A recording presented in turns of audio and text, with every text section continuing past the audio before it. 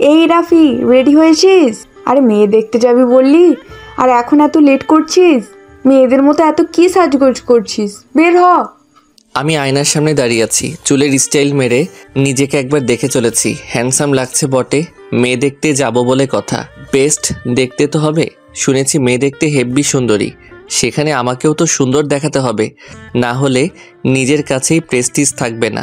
চলুন মেয়ে দেখে আসা যাক।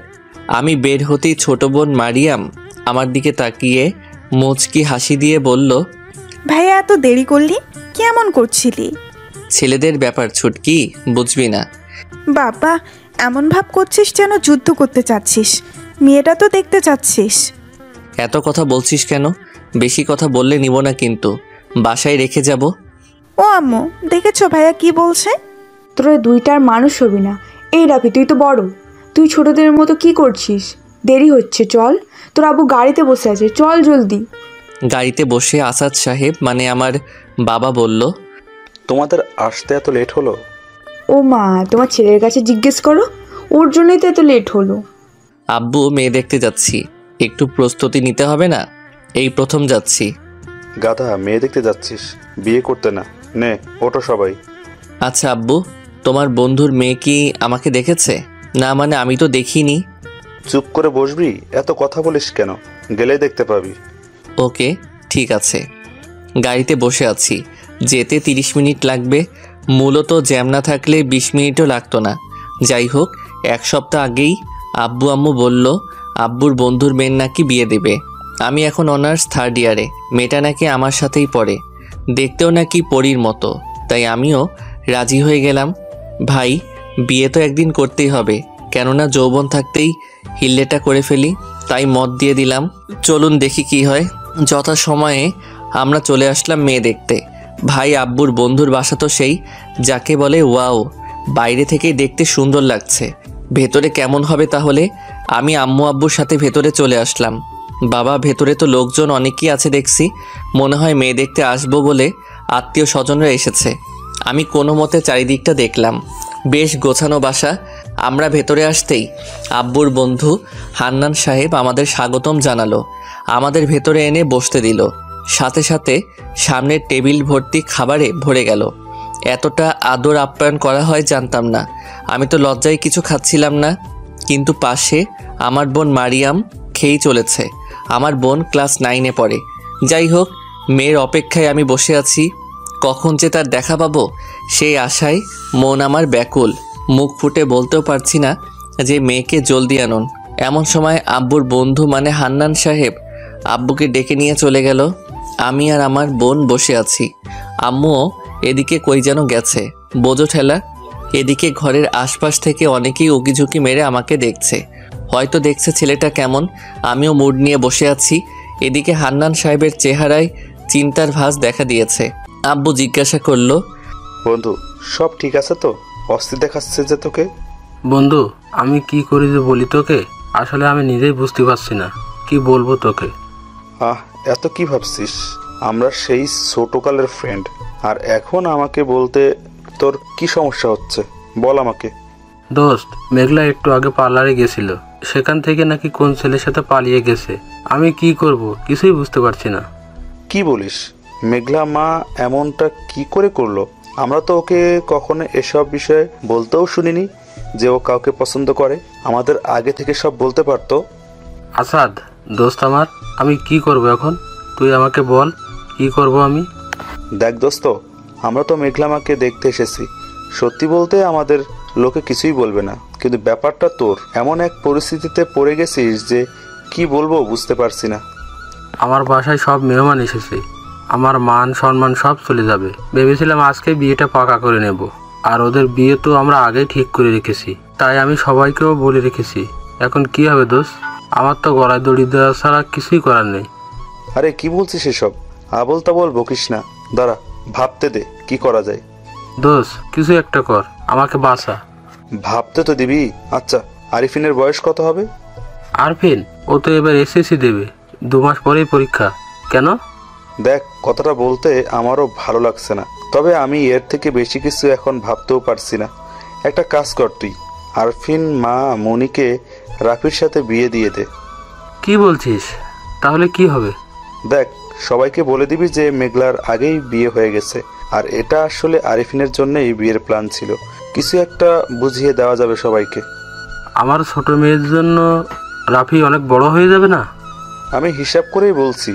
দেখ, রাফি এখন অনার্স 3rd ইয়ারে পড়ে, আর আরিফিন মা ইন্টার 1st ইয়ারে উঠে যাবে 1 মাস বা 2 মাস পরেই। সেদিক থেকে ধরতে গেলে 4 থেকে 4.5 বছরের বড় হবে, আর এটা অনেক নর্মাল ডিফারেন্স। এটা ঠিক বলেছিস। তাহলে বন্ধু একটা কাজ করি, এখন আর দেখা দেখি কাজ নেই, একেবারে বিয়ের ডেট ফিক্স করে ফেলি। লোকজনের ব্যাপারটা নিয়ে তত মাথা ঘামাবে না, কি বলিস? যেমনটা তোর ইচ্ছে। আচ্ছা, রাফি কি মানবে? অবশ্যই। তার থেকে বড় কথা, আরিফিন মামনি মেঘলার থেকে যথেষ্ট সুন্দর, আর হাইট বেস্ট, সব দিক থেকে পারফেক্ট হবে। রাফি একবার দেখলেই পছন্দ করে ফেলবে। আমি ম্যানেজ করে নেব রাফিকে, চিন্তা করিস না। ধন্যবাদ দোস্ত। আচ্ছা, এখন চল। আমি এদিকে বসে আছি, মারিয়াম তো এতক্ষণে টেবিলের সব খাবার শেষ করে ফেলেছে। আমার তো ভাই ঘুম পাচ্ছে। মেয়ে দেখতে এসে এখন চাতক পাখির মতো তাকিয়েই আছি। কই মেয়ে, কই কই কই কি? দূর ভাল লাগে না, কি একটা ফিলিংস নিয়ে এসেছিলাম রে ভাই।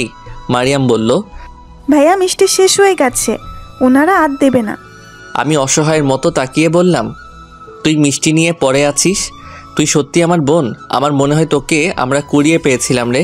আমার জন্যে তোর একটু মায়া হচ্ছে না?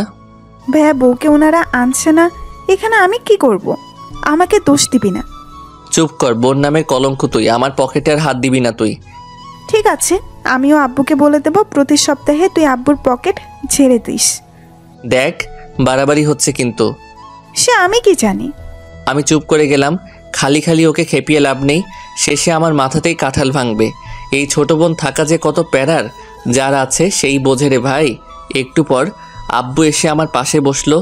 আমি আব্বুকে বললাম, আব্বু কি হলো? চলো, আমাদের উঠতে হবে। কি, মেয়ে দেখবো না? তোমাদের বিয়ের ডেট ঠিক হয়ে গেছে, পরে দেখে নেবে। কি বলছো এসব? রাফি চলো, সব বলছি তোমাকে। মারিয়াম আমার দিকে তাকিয়ে ফিক করে 32টা দাঁত বের করে হেসে দিল। গা জ্বলে যাচ্ছে আমার। হাইরে আমার আশা, মেয়ে দেখতে এসে বিয়ের ডেট ফিক্স হয়ে গেল, অথচ মেয়েকে দেখতে পারলাম না। কি আজব কাহিনী রে এটা। কি আর করার, গাড়িতে এসে বসে আছি। মনের দুঃখ কার কাছে বলি। বুকের ভেতর 23 নাম্বার হারে মরমর করে বিরহের ব্যথা জেগে উঠছে বারবার। তবু আমি চুপ। আম্মু আমার দিকে তাকিয়ে বলল, মন খারাপ করিস না, কালকে মেয়ের সাথে দেখা করে নিস। আমি লাফিয়ে উঠলাম। একটু আশার আলো দেখতে পেলাম। খুশিটা চেপে বললাম, সত্যি? হ্যাঁ রে, তাহলে আজ কেন দেখা হলো না? আজকে তো কোচিংয়ে ছিল, তাই দেখা করতে পারেনি। আমি অত কিছু জানি না। আজকে আমরা দেখতে যাব। না, বললামই তো কালকে দেখা করিস তুই নিজেই। ওকে ঠিক আছে। হে হে, মনের ভেতর ঢোল বাজছে রে এবার। এবার তো ডাইরেক্ট একাই দেখা করব। রমণী, আমি কাল আসছি। মারিয়ামের দিকে তাকিয়ে একটা ফিক করে হাসি দিলাম। ভাইয়া তোকে না ভূতের মতো লাগে এভাবে। যা যা, এবার তো দেখা হচ্ছে। হ্যাঁ দেখাই হচ্ছে, তাই বলে বিয়ে না। শকুনের দোয়ায় গরু মরে না, বুঝেছিস? আম্মু দেখছো, ভাইয়া আমাকে শকুন বলছে। আম্মু, তোমার মেয়ে আমাকে দেখে পেতনিদের মতো হাসছে। অবশ্য পেতনি লাগে ওকে। আম্মু! এই তোরা থামবি? তোদের নিয়ে কি করি বলতো? বাচ্চা আছিস নাকি এখনো তোরা? চুপ করে বসে থাক, না হলে দুটোকেই নামিয়ে দেব। এদিকে আফরিনকে নাসিমা বেগম হাত ধরে রুমে নিয়ে এসেছে। আফরিন বলল, আম্মু কি হয়েছে? মা আমার গড়বড় হয়ে গেছে। কি হয়েছে বলবে তো? তোর বোন পালিয়েছে। কি? আপু পালিয়েছে? হ্যাঁ, আমাদের মান সম্মান সব যাবে এখন। কিন্তু আপু এটা কেমন করে করতে পারলো? একবার ভাবলো না সবকিছু তো ঠিক হয়েই ছিল। হ্যাঁ, আর এর থেকে বাঁচার জন্য আমরা সবাই সিদ্ধান্ত নিয়েছি তোর বিয়ে দেব। কথাটা শুনে আফরিন চমকে উঠল। বড় বড় চোখ করে আমতা আমতা করে বলল, মানে আম্মু কি বলছো এসব? আমি কেন বিয়ে করতে যাব? এসব কি বলছো তোমরা?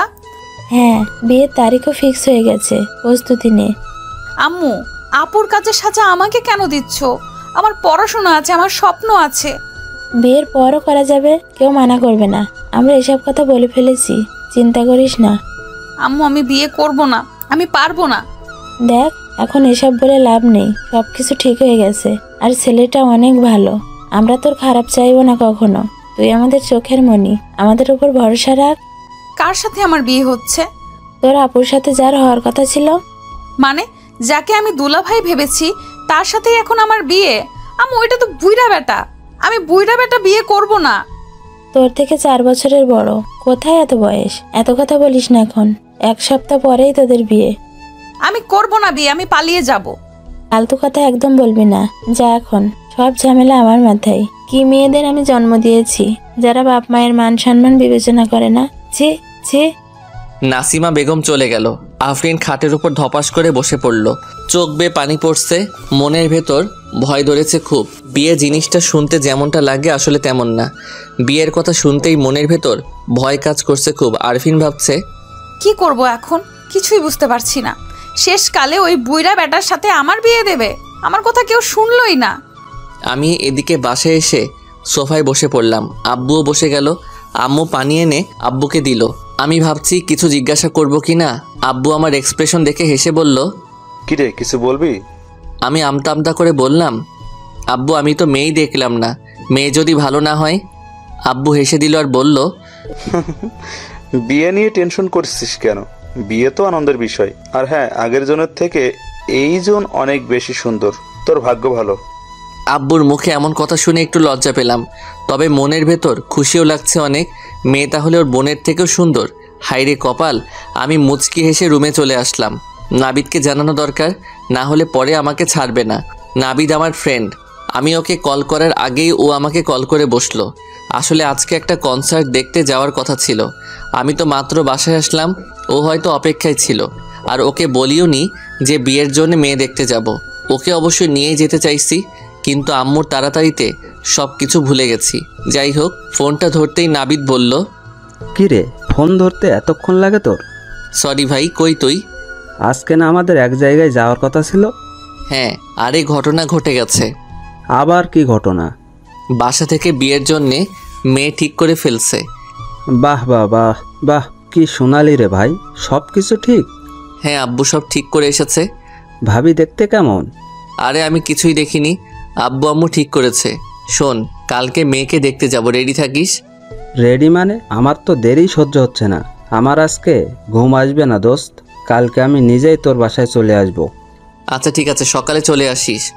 এদিকে আফরিনের আম্মু রুমে বসে কান্না করছে। হান্নান সাহেব বসে আছে হুইল চেয়ারে। স্ত্রীর এমন কান্না দেখে হান্নান সাহেব বলল, তুমি কেন কষ্ট পাচ্ছ? তোমার মেয়ে কি আমাদের কথা একবারও ভেবেছে? আমি কখনো ভাবতে পারিনি আমাদের বড় মেয়ে এমন একটা ঘটনা ঘটাবে। ভাগ্যিস ভালো যে আমার ছোট মেয়ে অন্তত বোঝে আমাদের। আজ কি হতো ভাবতে পারছো? তারপরে অনেকে অনেক কথা বলছে পিঠে পিছে, তবে সবাইকে ম্যানেজ করা গেছে। তুমি কান্না থামাও। আমার কান্না থামছে না, কি করব আমি? আমাকেও মেয়েটা একবার বললো না, আমাদের বলতে পারতো, তাহলে এমনটা হতো না। আরে আমরা ওকে জোর করে বিয়ে দিচ্ছিলাম নাকি? ওকে যখন আমি জিজ্ঞাসা করলাম, ও বলল না, তোমাদের ইচ্ছাই আমার ইচ্ছা, আর শেষে এমন কাণ্ড ঘটালো। আজকালকার ছেলে মেয়েদের বোঝা অনেক কঠিন। এরা কখনো ফ্যামিলির কথা ভাবে না, নিজেদের কথা ভাবে শুধু। ওগো, তুমি খোঁজ নাও না, কি করছে, কই আছে মেয়েটা? দেখো, আমি পারবো না। ও চলে গেছে, ভালোই আছে। ভালো থাকার জন্যই তো চলে গেছে, তাই না? হয়তো আমাদের ভালোবাসায় কোনো কমতি থেকে গেছে, ভুলে যাও ওকে। আমি এখন থেকে ভাববো আমার একটা মেয়ে, এ কথা ভালো করে জেনে রাখো। পরদিন সকালে আমি ভোরে ঘুম থেকে উঠে গেলাম। জলদি করে ফ্রেশ হয়ে ডাইনিং দিয়ে লাফিয়ে বেড়াচ্ছি। মনের ভেতর খুশি আর খুশি, লাফালাফি করছে। একটু পর দেখা করতে বেরিয়ে পড়ব। আম্মু তো রাতেই ওর নাম্বার আর কোনো কোচিংয়ে পড়ে তা বলে দিয়েছে। চিল ভাই চিল। মারিয়াম চোখ ডলতে ডলতে ডাইনিং রুমের দিকে এসেই ভয়ে চিৎকার দিয়ে উঠল। ওর চিৎকার শুনে আমিও লাফিয়ে উঠলাম। মারিয়াম ভয়ের তো মুখ করে রেগে বলল, ভাইয়া তুই এভাবে লাফিয়ে বেড়াচ্ছিস কেন? ওই পুচকি, তুই এভাবে গাধার মতো চিল্লালি কেন? কি করব? ক্যাঙ্গারোর মতো এভাবে সাত সকালে লাফিয়ে চলেছিস, আর এত সকালে তো আজ পর্যন্ত তোকে উঠতে দেখিনি। আজকে হঠাৎ কি হলো তোর? কি হবে? কিছু না, যা তোর কাজ তুই কর। ডাল মে কুছ কালা হে। কালা হোক আর লাল হোক, তোর কি? যা সর সামনে থেকে, আইসে মহারাজ, সর। যা যা, পেতনি কোথাকার। সকাল সকাল পেতনির দর্শন। না জানি আজকে দিনটা কেমন যাবে। শুভ কাজে তোর মতো ভূতকে না দেখলেই ভালো হতো। ভাইয়া এবার কিন্তু আমি তোকে ব্রাশ না করেই খেয়ে ফেলবো। আম্মু! ও মা, কিছু হলে এইভাবে গলা ফাটিয়ে আম্মু আম্মু না করলে এর পেট ভরে না নাকি? আম্মুর হাতে পেটানি খাওয়া যাবে না এখন, ওকে পরে দেখে নেব। আমি মুখ ভেঙচি দিয়ে রুমে চলে আসলাম। চুলে হালকা জেল লাগিয়ে নিলাম, সাথে হালকা সুগন্ধি নিয়ে নিলাম। দেখা করতে যাব বলে কথা, কিন্তু কথা হলো আমাকে চিনতে পারবে তো? সে যাই হোক, আমি চিনে নেব। নাবিদের ফোন চলে এসেছে। ফোন ধরতেই ও বলল যে বাসার নিচে দাঁড়িয়ে আছে। আমি দেরি না করে দ্রুত চলে আসলাম। আমাকে দেখে ও অবাক। এভাবে ফিটফাট হয়ে এসেছি হয়তো তাই, কিন্তু এদিকে আমি তো ওকে দেখে ডাবল অবাক। ভাই, মেয়ে আমি দেখতে যাচ্ছি না কে দেখতে যাচ্ছে? নাবিদ বলল। এভাবে তাকিয়ে আছিস কেন? এসব কি? কি সব? এই যে একেবারে নবাব সেজে এসেছিস, এসব কি? আরে বেটা, ভাবিকে দেখতে যাচ্ছি। ওখানে তো ভাবি একা থাকবে না, বান্ধবীরাও থাকবে না। সব দিক থেকে প্রস্তুতি নিয়ে রাখতে হবে না? চল চল। বাহ বন্ধু বাহ, তলে তলে এমন প্ল্যান। চল, চিন্তা করিস না, একটা পটিয়ে দেব। চল চল। আফরিন কোচিংয়ে এসে বসে আছে মনমরা হয়ে সকাল থেকেই। 2টা কোচিং শেষ করে সোজা কোচিংয়ের সামনের রেস্তোরাঁয় চলে আসলো। একদম পেছনের দিকে এসে বসে গেছে আফরিন। আফরিনের এমন হাবভাব দেখে মাইশা আর নাদিয়া অবাক। ওরা দুজনে বসে পড়ল। নাদিয়া বলল, কি রে আফরিন, তোর কি হয়েছে? এমন মনমরা হয়ে আছিস কেন সকাল থেকে? হ্যাঁ, আমি লক্ষ্য করলাম। আফরিন, কি হয়েছে রে? এভাবে চুপ করে আছিস কেন? কিছু হয়েছে? আফরিন আনমনা হয়ে বলল, বাসা থেকে বিয়ে ঠিক করে ফেলছে, সেই জন্য মন একদম ভালো নেই। আমার সব স্বপ্নগুলো ভেঙে গেল।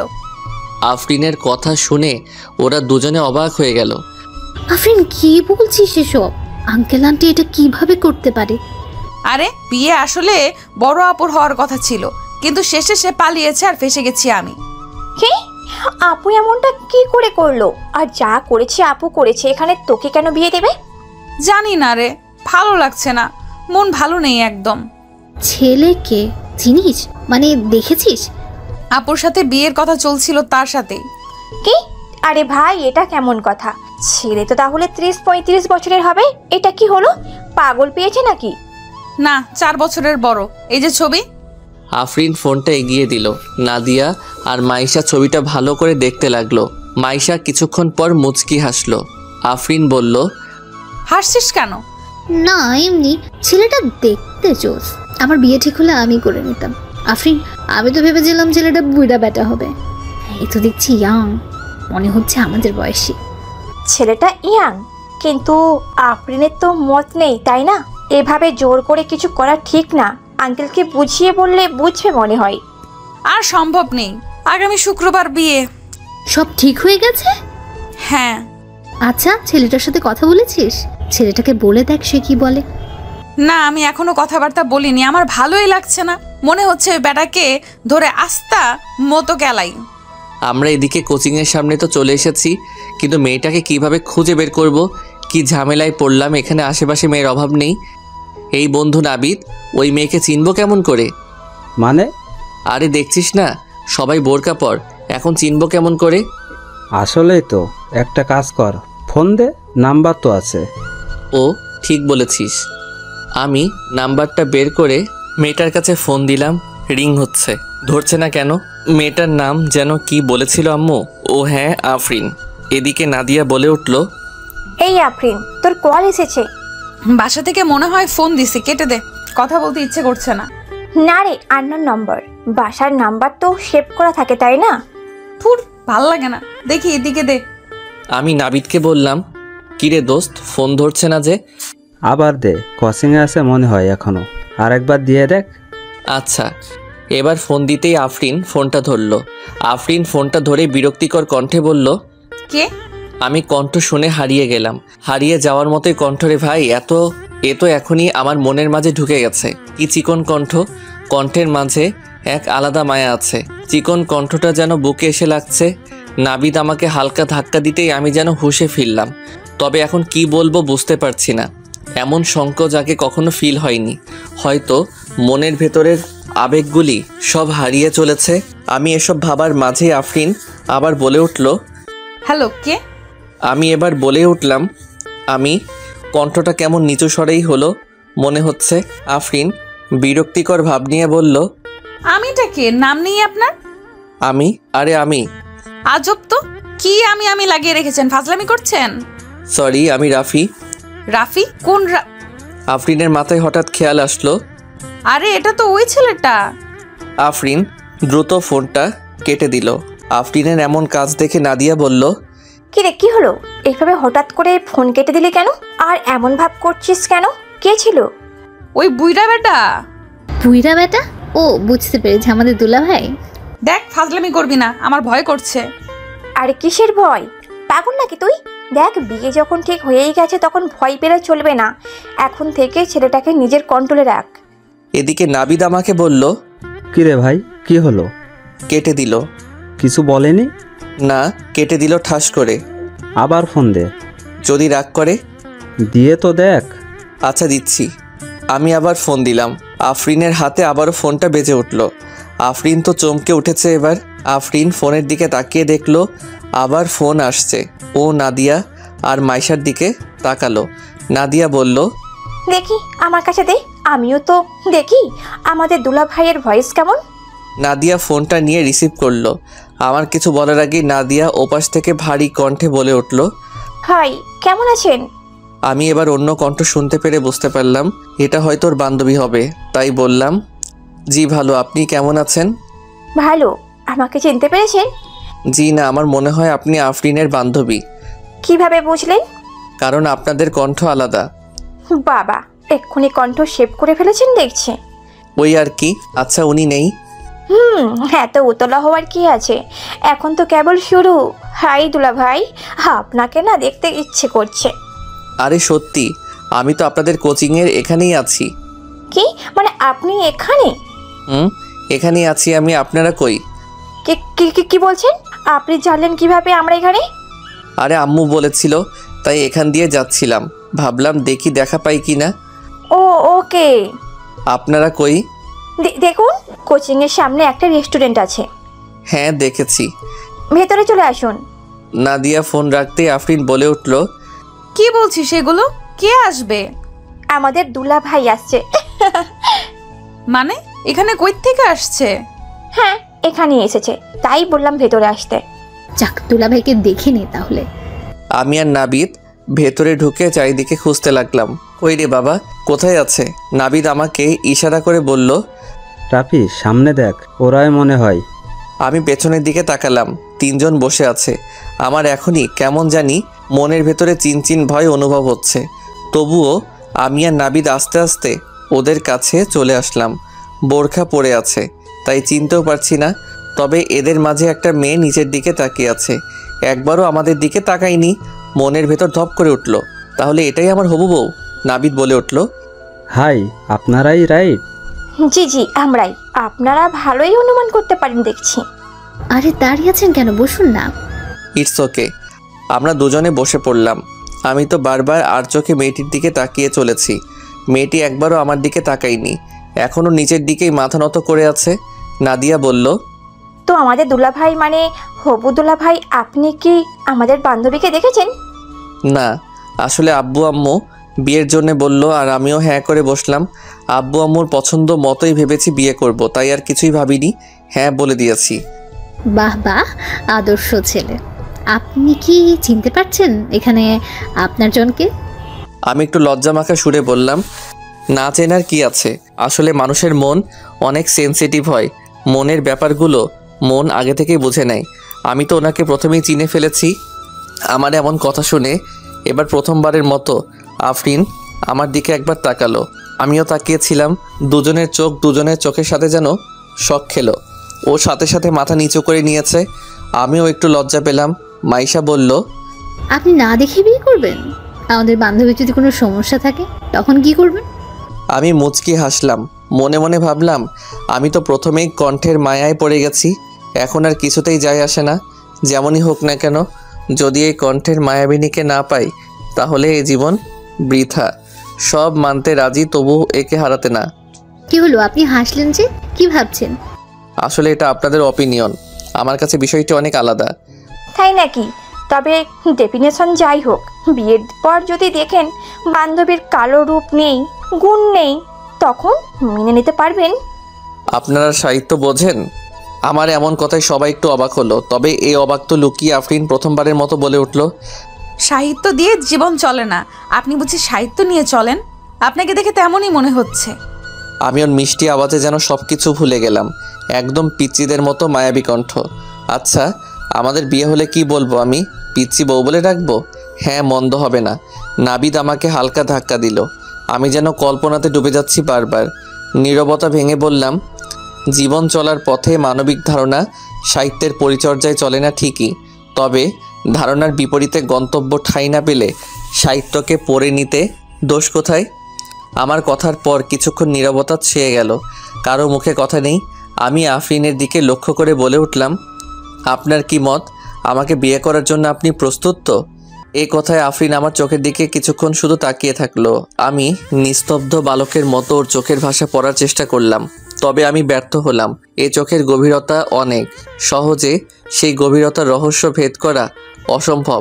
ওর চোখে আমি এতটুকুই দেখলাম যে এ চোখ যেন এক মলিন শব্দে ছন্দ পাচ্ছে। আমি সে ছন্দ বুঝতে পেরে মুচকি হাসলাম।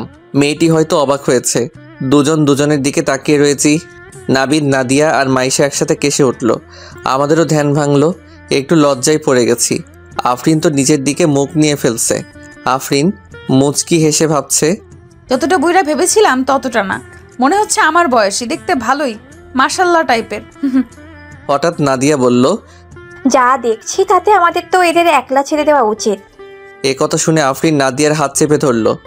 এই কই যাবি? একদম উঠবি না, আমাকে একা ফেলে যাওয়া, তাই না? আরে যাচ্ছি না, মজা নিলাম। তো দুলা ভাই, আপনি শিওর বিয়ে করবেন? সবকিছু ভালো মতো হলে অবশ্যই। যদি কেউ মন থেকে চায় তাহলে আলহামদুলিল্লাহ হবে। আপনি তো দেখছি অনেক হ্যাপি। আমার বান্ধবী তো কালো, আপনি রাতের বেলা হার্ট অ্যাটাক না করেন।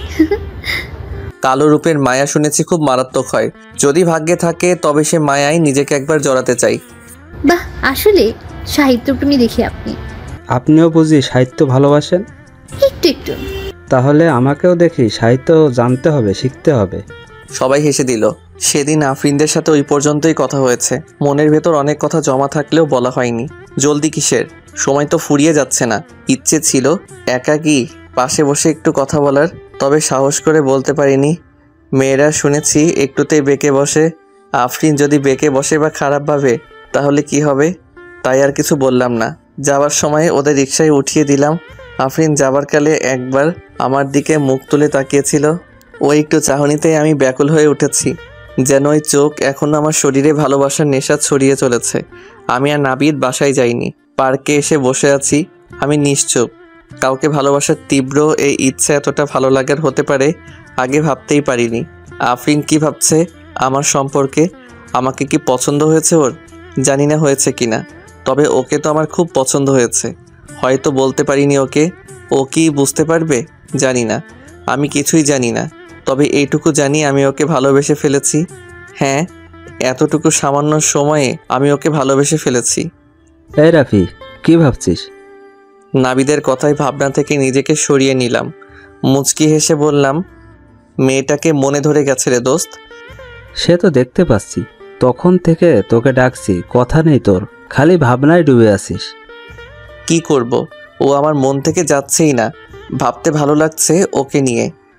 হ্যাঁ হ্যাঁ হ্যাঁ দোস্ত, আমারও পছন্দ হয়ে গেছে। তোর তো সবাইকে পছন্দ হয়। এটা আমার কি দোষ? আমার মন বড়, তাই সবাইকে ভালোবাসা বিলিয়ে দিচ্ছি। হ্যাঁ হয়েছে, চল বাসায় চল। এখনই? হ্যাঁ এখন চল। আফরিন বাসায় এসে বসে আছে, হাতে একটা টেডি নিয়ে বসে আছে। সন্ধে নেমেছে। মনে মনে বলল, কদিন পর বিয়ে, জীবনের এক বড় সিদ্ধান্তে নিজের কোনো মত দেওয়ার সুযোগ পেলাম না। জানি না এই জীবন সামনে কেমন হবে। ভেবেছিলাম ছেলেটা বয়স্ক হবে, কিন্তু সেই ধারণা ভুল। তবে ভয় হচ্ছে খুব। মানুষের জীবনে একজন জীবনসঙ্গী অবশ্যই দরকার, তবে দুজন দুজনের জন্য পারফেক্ট কিনা তারও জানার সুযোগ পেলাম না। জানি না কি হবে। পেছন থেকে আফরিনের আম্মু এসে বলল, কিরে মা, এভাবে বসে আছিস কেন? না আম্মু, কিছু না। কিছু বলবে? কি হয়েছে বল আমাকে, তোর মন খারাপ মনে হচ্ছে। জানি না আম্মু, আমি বুঝতে পারছি না। বুঝতে পেরেছি। দেখ মা, আমরা জানি তুই এখন এসব নিয়ে টেনশনে আছিস। দেখ, আমরা তোর ভালো ছাড়া খারাপ চাই না। ছেলেটা আসলেই সত্যি অনেক ভালো। তোর বোন নিজের কপাল নিজেই পোড়ালো। ও এত ভালো একটা ছেলেকে নিজের কপাল থেকে মুছে দিল। হবে হয়তো।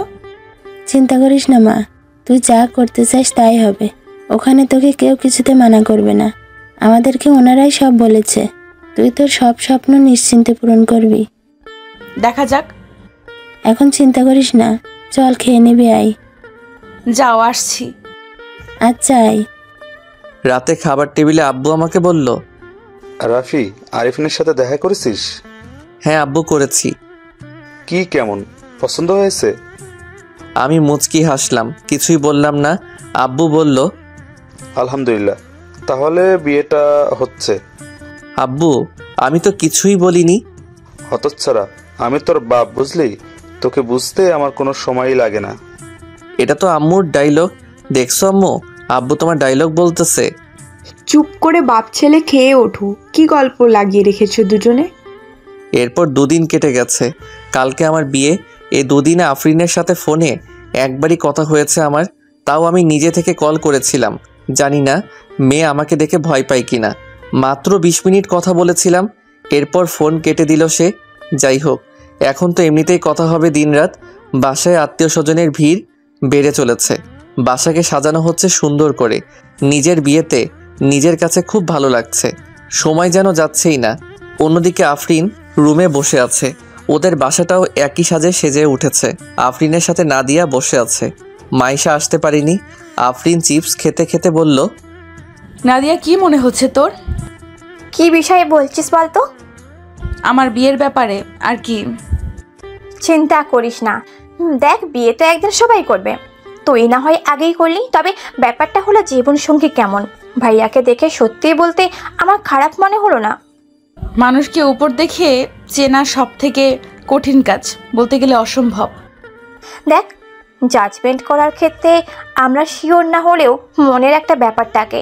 তাই তুই আগে জাজমেন্ট করিস না ওকে। আগে দেখ, বোঝ বিষয়টি, তারপর ভাববি। ভাবতেই পারছি না কালকে আমার বিয়ে। চিন্তা করিস না, সব ঠিক হয়ে যাবে। একদিক থেকে ভালোই হয়েছে। এখন আপাতত তোকে কোলবালিশের দরকার নেই। নাদিয়া, তুইও না খালি ফাজলামি করিস। পরদিন বিয়ের দিন চলে আসলো। নাবিদ আমার পাশেই বসে আছে। বর সেজে বসে আছি। বউ আমার একটু পরই চলে আসবে। কাজী সাহেব কী সব লিখে চলেছে। বুকের ভেতর ধুক ধুক আওয়াজ যেন বৃদ্ধি পেয়ে চলেছে। আফরিনও বসে আছে বধূ সেজে।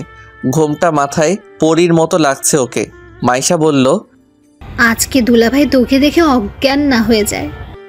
ঠিক বলেছিস, আমাদের বান্ধবীকে পরীর মতো লাগছে আজকে। আজকে দুলাভাই শেষ। চল চল, নিয়ে যায় আমাদের বধূকে। অনেক অপেক্ষা আর প্রতীক্ষার পর আমাদের বিয়েটা হয়েই গেল। মানে আমার সিঙ্গেল জীবনের ইতি এখানেই শেষ। এবার হবে মিঙ্গেলের জীবন। আহা, কি ফিলিংস! রাত 10টা। আমি ছাদে বসে আছি, ভয় লাগছে একটু। ঘরে এখন নতুন একজন আছে, তার সামনে নিজেকে কিভাবে তুলে ধরবো তাই বুঝতে পারছি না।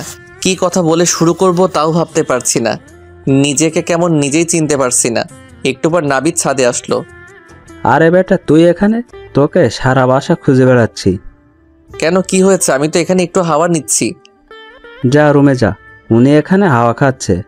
ওদিকে একজন বসে আছে, সেদিকে ভাই তোর কোনো খেয়াল আছে? আরে সেজন্যই তো ভয় করছে। ভয় করছে তোর? হাসালি। তোর যখন বিয়ে হবে তখন ঠিক পাবি। আমিও তখন মজা নিব, দেখিস। আচ্ছা, এখন যা রুমে যা। বেচারি একা বসে আছে, ভালো লাগছে নাকি ওর? চল চল। আচ্ছা চল। আমি রুমের সামনে এসে নাবিদকে বললাম, দোয়া করিস ভাই। হা হা হা হা, যা বিড়ালকে মেরে দে। শালা, খালি বাজে কথা না তোর। হা হা হা হা। আচ্ছা, আমি গেলাম, বেস্ট অফ লাক। আমি দরজা খুলে ঢুকে গেলাম। বুকের ভেতর দূর দূর করছে। মনে হচ্ছে বুকের ভেতরে তোলপাড় শুরু হয়ে গেছে। নার্ভাস লাগছে খুব। দরজা আস্তে করে লাগিয়ে আমি খাটের দিকে তাকিয়ে অবাক হয়ে গেলাম। এ কি দেখছি আমি? আরে ভাই, তোমাকেও ভাবি তো ঘুমিয়ে গেছে। এটা কি হলো? আমার বাসর রাত তো দেখছি ঘুম হয়ে গেল। সব আশা স্বপ্ন আমার ঘুমের মাঝে হারিয়ে গেল। এখন আমার আসলেই খারাপ লাগছে যে কেন আমি দেরি করে আসলাম। আর একটু আগে আসলে ভালো হতো। ধ্যাত্তেরিকা, এটা কোনো কাজ হলো? ও মা, এ কি? এখানে দেখি কাগজে কি লেখা আছে। কাগজটা উঠিয়ে দেখলাম, হ্যাঁ, এটা মনে হয় আফরিন লেগেছে। লেখা আছে,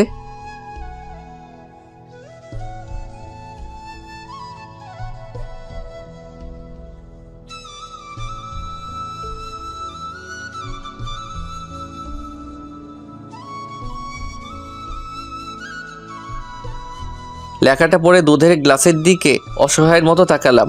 কান্না আসতেছে রে। আয় দুধ আয়, তোকেই খাই, কি আর করার, আমি দুধটা খেয়েই। আফরিনের দিকে তাকালাম। হাই কি কিউট বউ আমার তো সারা রাত এইভাবেই দেখতে ইচ্ছে করছে, কিন্তু খারাপ লাগছে খুব। বাসরের স্বপ্ন আমার একেবারে চাঙ্গে উঠে লাফালাফি করছে।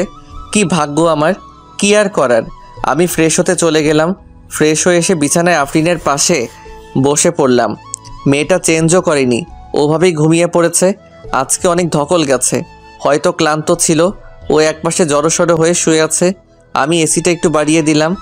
আস্তে করে ওকে বিছানার দিকে নিয়ে আসলাম, না হলে কখন নিচে পড়ে যাবে কে জানে। একটা পাতলা কম্বল ওর গায়ে দিয়ে দিলাম, আর ওর দিকে তাকিয়ে ওর পাশেই আমি শুয়ে পড়লাম। দেখতে একদম বাচ্চাদের মতো লাগছে, গোলগাল ফেস, উষ্ণ ঠোঁট। আমি মায়ায় পড়ে গেছি। ওর বান্ধবী সেদিন বলেছিল ও নাকি দেখতে কালো, এখন তো দেখছি আমার বউয়ের কাছে এই আলোও কালো হয়ে যাবে।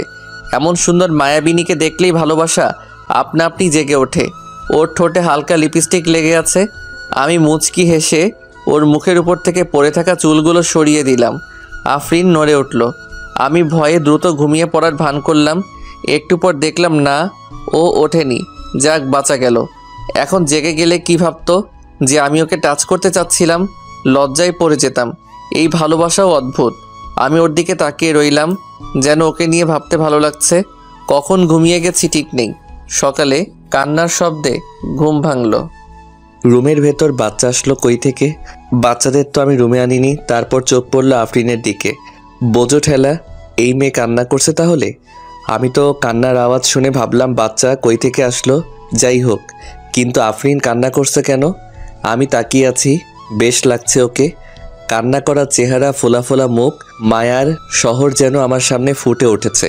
খেয়াল করলাম আরও জোরে কান্না করছে আফরিন। কেলো করেছে রে। বাইরে থেকে সবাই শুনতে পেলে কি হবে আমার? ইজ্জতের খিচুড়ি হয়ে যাবে। আমি জলদি বলে উঠলাম, আরে কান্না করছো কেন? আমার কথা যেন শুনছেই না। আবার বললাম, কান্না করছো কেন? কি হয়েছে? কিছু লাগবে? আমাকে বলো। বাচ্চাদের মতো কান্না করো না, সবাই কি ভাববে? আফরিন আমার দিকে ড্যাব ড্যাব করে তাকিয়ে আছে। গোল গোল চোখ দুটি থেকে পানি পড়ছে, নাক টানছে ঘন ঘন। কি এক ভালো লাগা কাজ করছে এইভাবে দেখতে আমার বউটাকে। আমি মুচকি হেসে বললাম, বউ কান্না করছো কেন?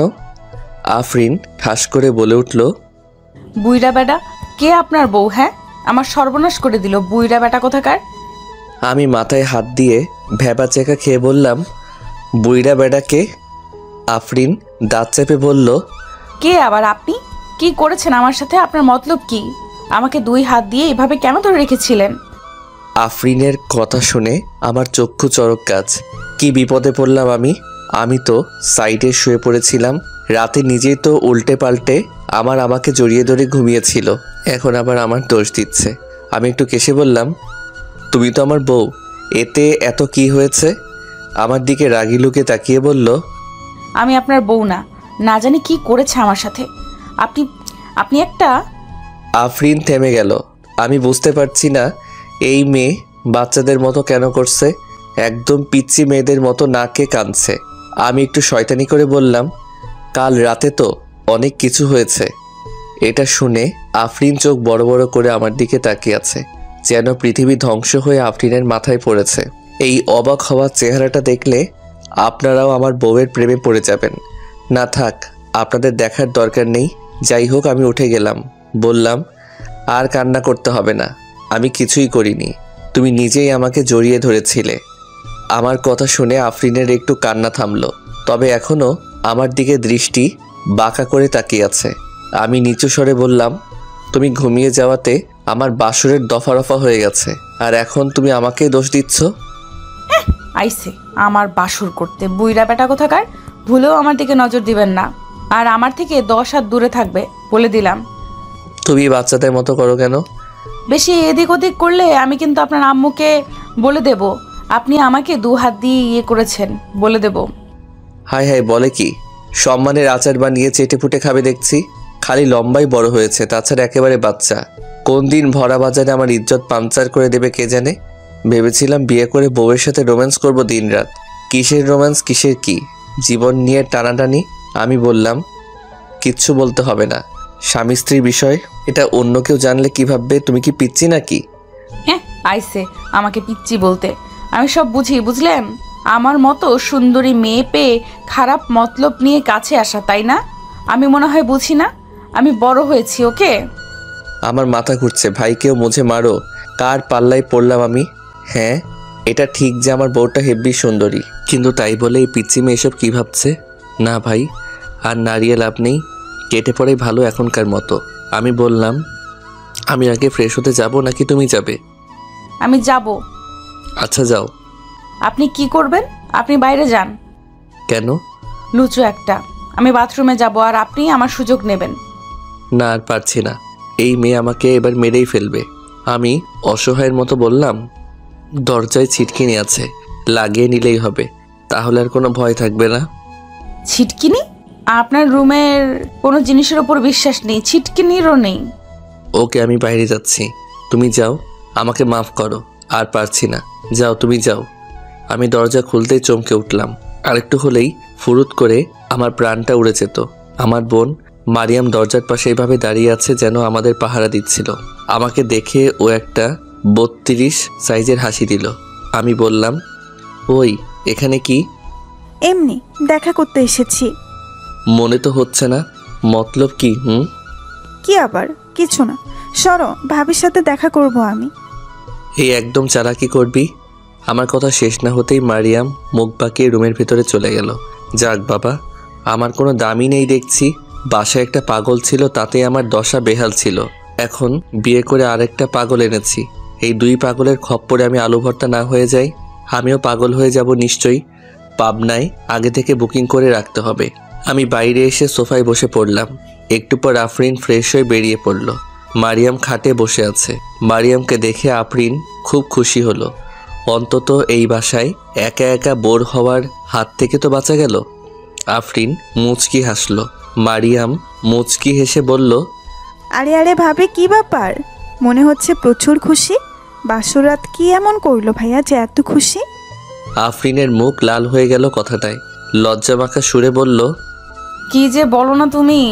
তোমার ভাইয়া কি করবে? বুইড়া বেটা একটা। আমার ভাইয়া বুইড়া?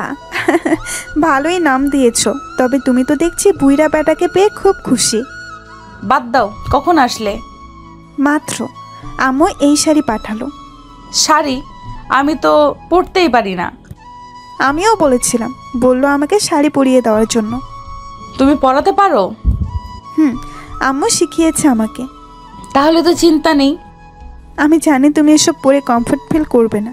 2 দিন পরো, তারপর আর পরতে হবে না। আত্মীয় স্বজন সবাই চলে গেলে আর পরতে হবে না। সত্যি তুমি আমার মনের কথা সব বুঝতে পারো, ধন্যবাদ। আরে ভাবি, আমি তোমার একমাত্র ননদ, তাই এখন থেকে আমরা সবসময় এক। তাই এসব বিষয়ে ভাবতে হবে না। ঠিক বলেছ। আচ্ছা পরিয়ে দাও। আসো, আয়নার সামনে আসো। ওয়েট, দরজা আটকাও, ওই বুইড়া বেটাকে বিশ্বাস নেই। ভাবি তুমিও না? আচ্ছা আমি লাগিয়ে দিচ্ছি। দেখতে দেখতে বিকেল হয়ে এসেছে। বাসায় মেহমান অনেকেই ছিল, তবে ব্যস্ত শহরে সবাই সবার কাজে ব্যস্ত হওয়ার কারণে বিকেলের আগেই অনেক আত্মীয় ফিরে গেছে। বাসায় শুধু ছোট খালাই আছে এখন। আমি রুমে শুয়ে আছি। হ্যাঁ, একাই। বউ আমার আম্মুর সাথে আছে। সকাল থেকে এখনো একা পাইনি। বিয়ে করেও যদি বউকে পাশে না পাই তাহলে এই কষ্ট কই রাখবো। কচু গাছের সাথে না, কচু গাছ না, খাট থেকে ঝাঁপ দিয়ে নিজেকে শেষ করে দিতে ইচ্ছে হচ্ছে। হঠাৎ নাবিদের কল ধরতেই বলল, আরে মশকরা রাখ, আমি আছি আমার কষ্টে।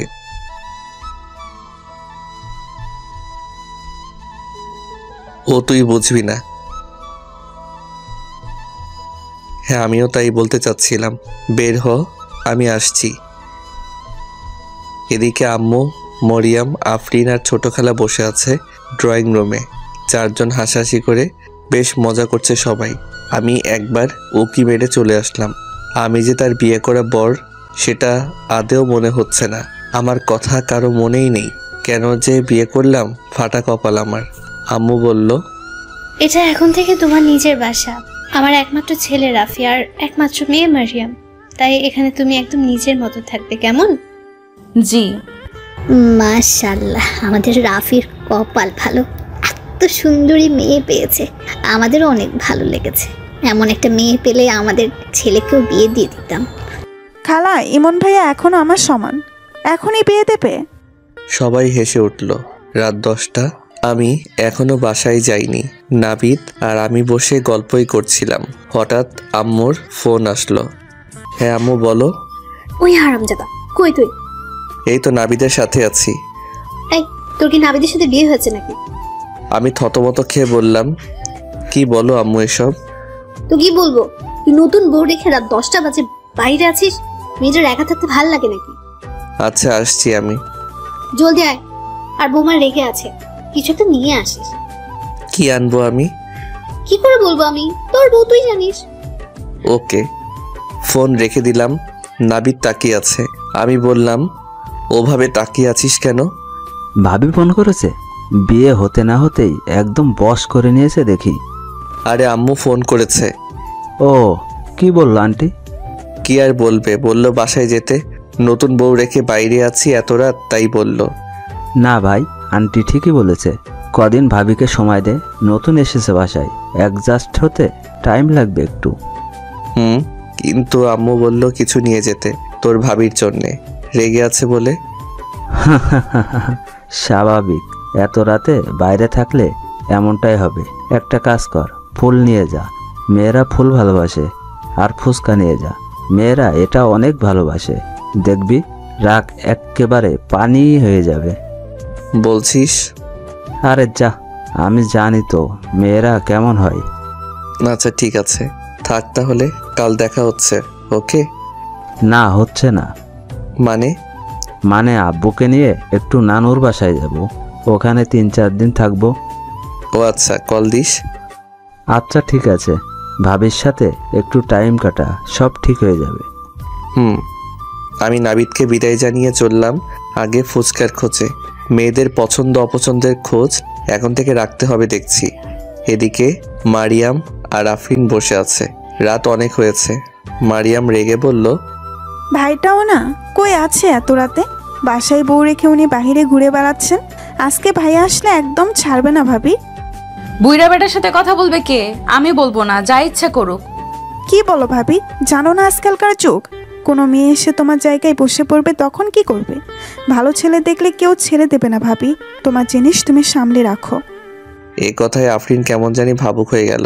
আফরিন ভাবছে, ওই বুইড়াটার এত সাহস হবে না, মেরে ফেলবো না।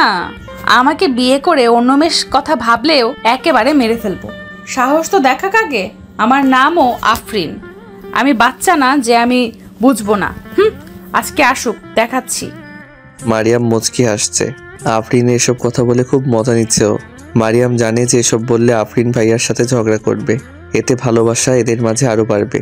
মারিয়াম বলল, কি হলো ভাবি, কি ভাবছো? কই কিছু না। আচ্ছা তুমি তো এখন ম্যারিড, স্কুলে তো নাম আর কি বলে পাল্টাতে হবে। ভাইকে নিয়ে যাও কালকে। হ্যাঁ আমিও বলবো ভাবছি, কিন্তু ওই বুইড়াটাকে নিয়ে যাব না। কেন? সবাই দেখলে কি ভাববে? আমি তো লজ্জায় শেষ। লজ্জা নাকি অন্য কিছু? অন্য কিছু কি হবে? এই যে অন্য মেয়েদের ভাইয়ের কাছে আসতে দেবে না বলে বলছো। যাই হোক, তোমার বর, তোমাকে তো নিয়ে যেতেই হবে। আচ্ছা সে দেখা যাবে। আমার না ক্ষুধা লাগছে। বললাম চলো খেয়ে নেই, তুমি না খেয়ে ওই গাধাটার জন্য বসে আছো। কি করব, আম্মু বলেছে বিয়ের পর স্বামীর আগে যেন আমি না খাই।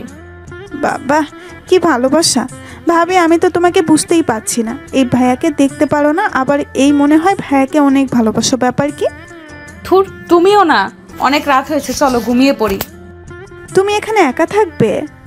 আমি রুমে যাই, তুমি যাও শুয়ে পড়ো, কাল স্কুল আছে তো। হ্যাঁ আচ্ছা, গুড নাইট ভাবি। Good night. আফরিন রুমে এসে বসে পড়ল। কেমন বিরক্ত লাগছে। বাসার কথা খুব মনে পড়ছে।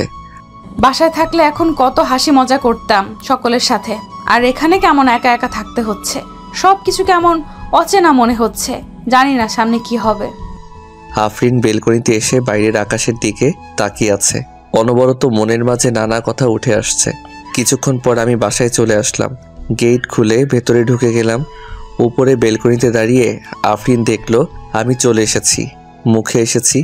মুখে হালকা রাগের ছাপ নিয়ে দ্রুত নিচে চলে আসলো। আমি কলিং বেল বাজাতে লাগলাম। কয়েকবার বাজানোর পর আফরিন দরজাটা খুলে দিল। আমি কিছু বলতে যাব অমনি আফরিন উপরে রুমে চলে গেল দ্রুত। আমার দিকে তাকালোও না।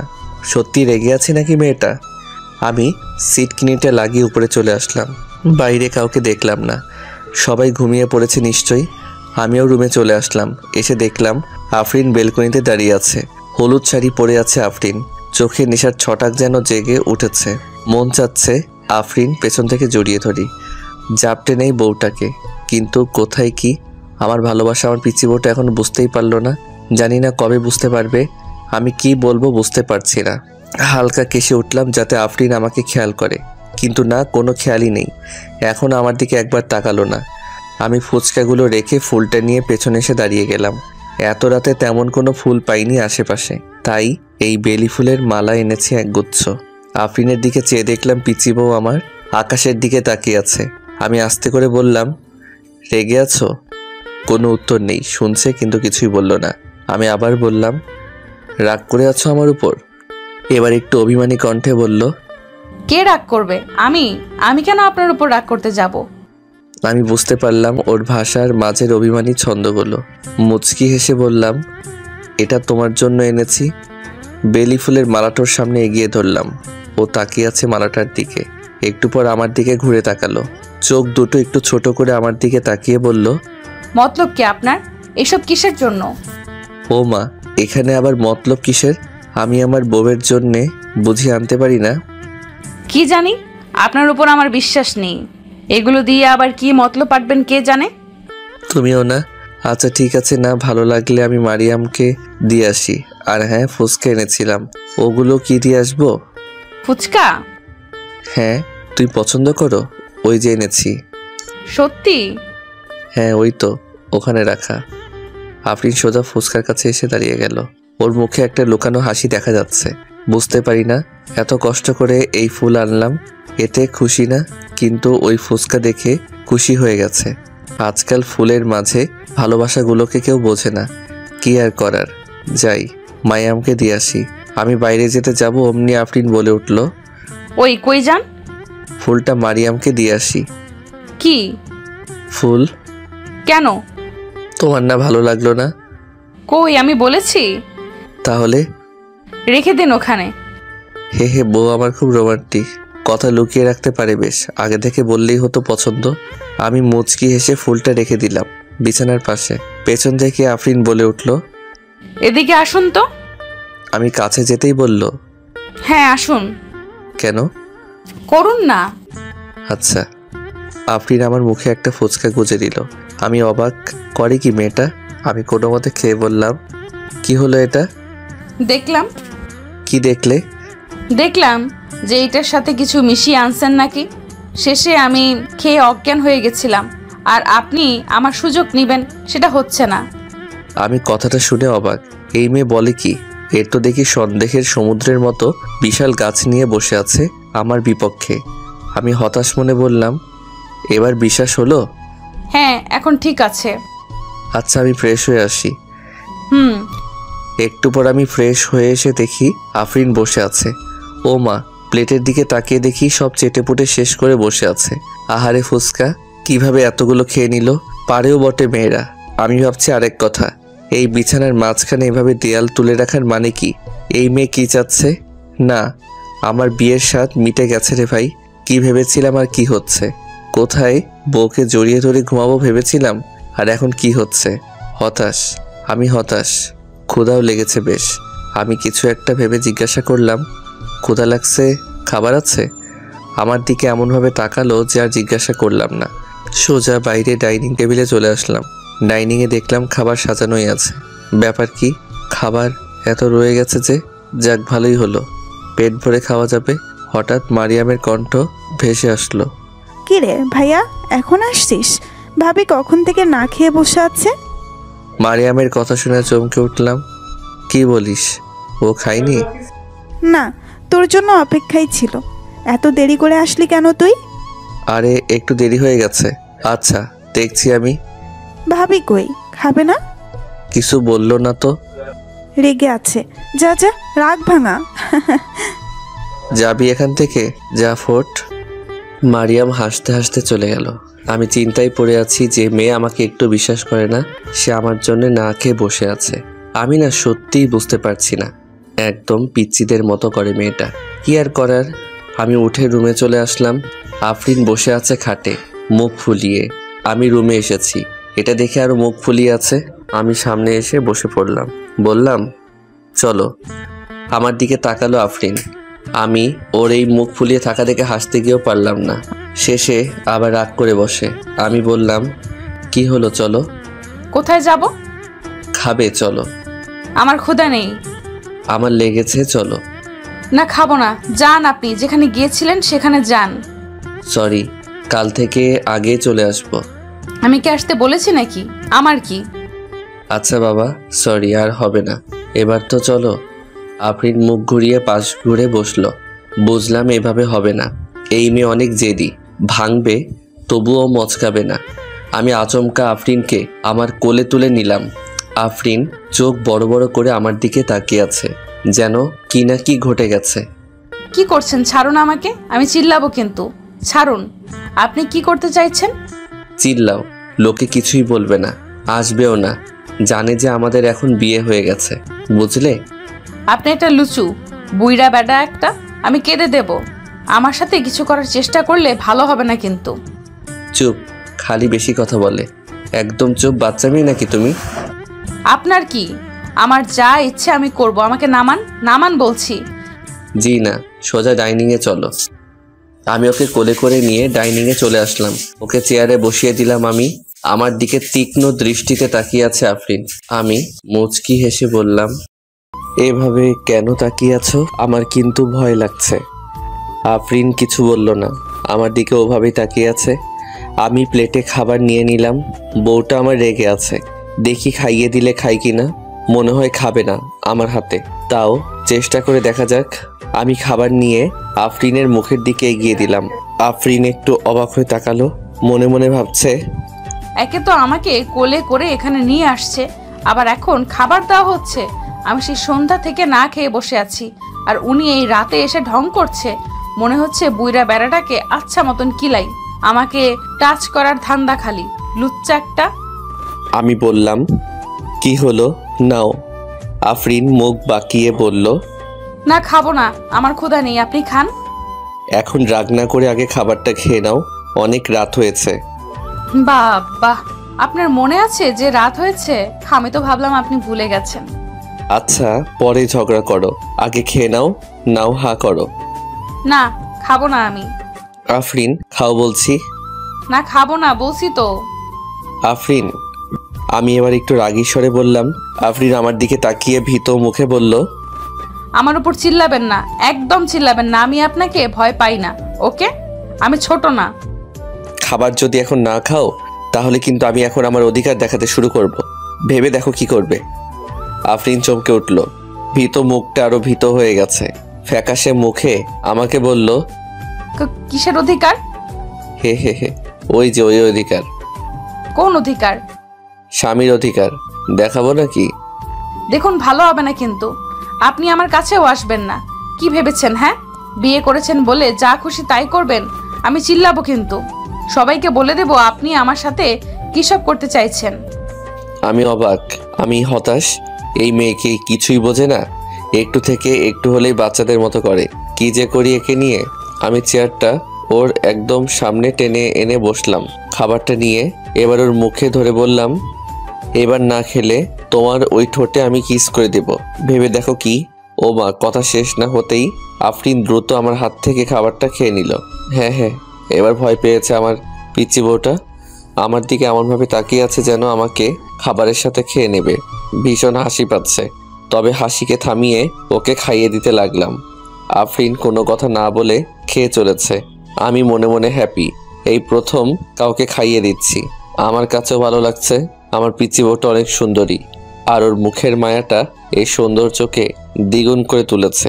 আমি এ মায়ায় সবসময় হারিয়ে যাই। ইচ্ছে হয় পিচ্চি বউটাকে একটু আদর করতে, কিন্তু কি আর করার, ভালোবাসার অধিকার পেতে অনেক দূর যেতে হবে আমাকে। এই পিচ্চি মেয়েটার মনে জায়গা তো করতে হবে।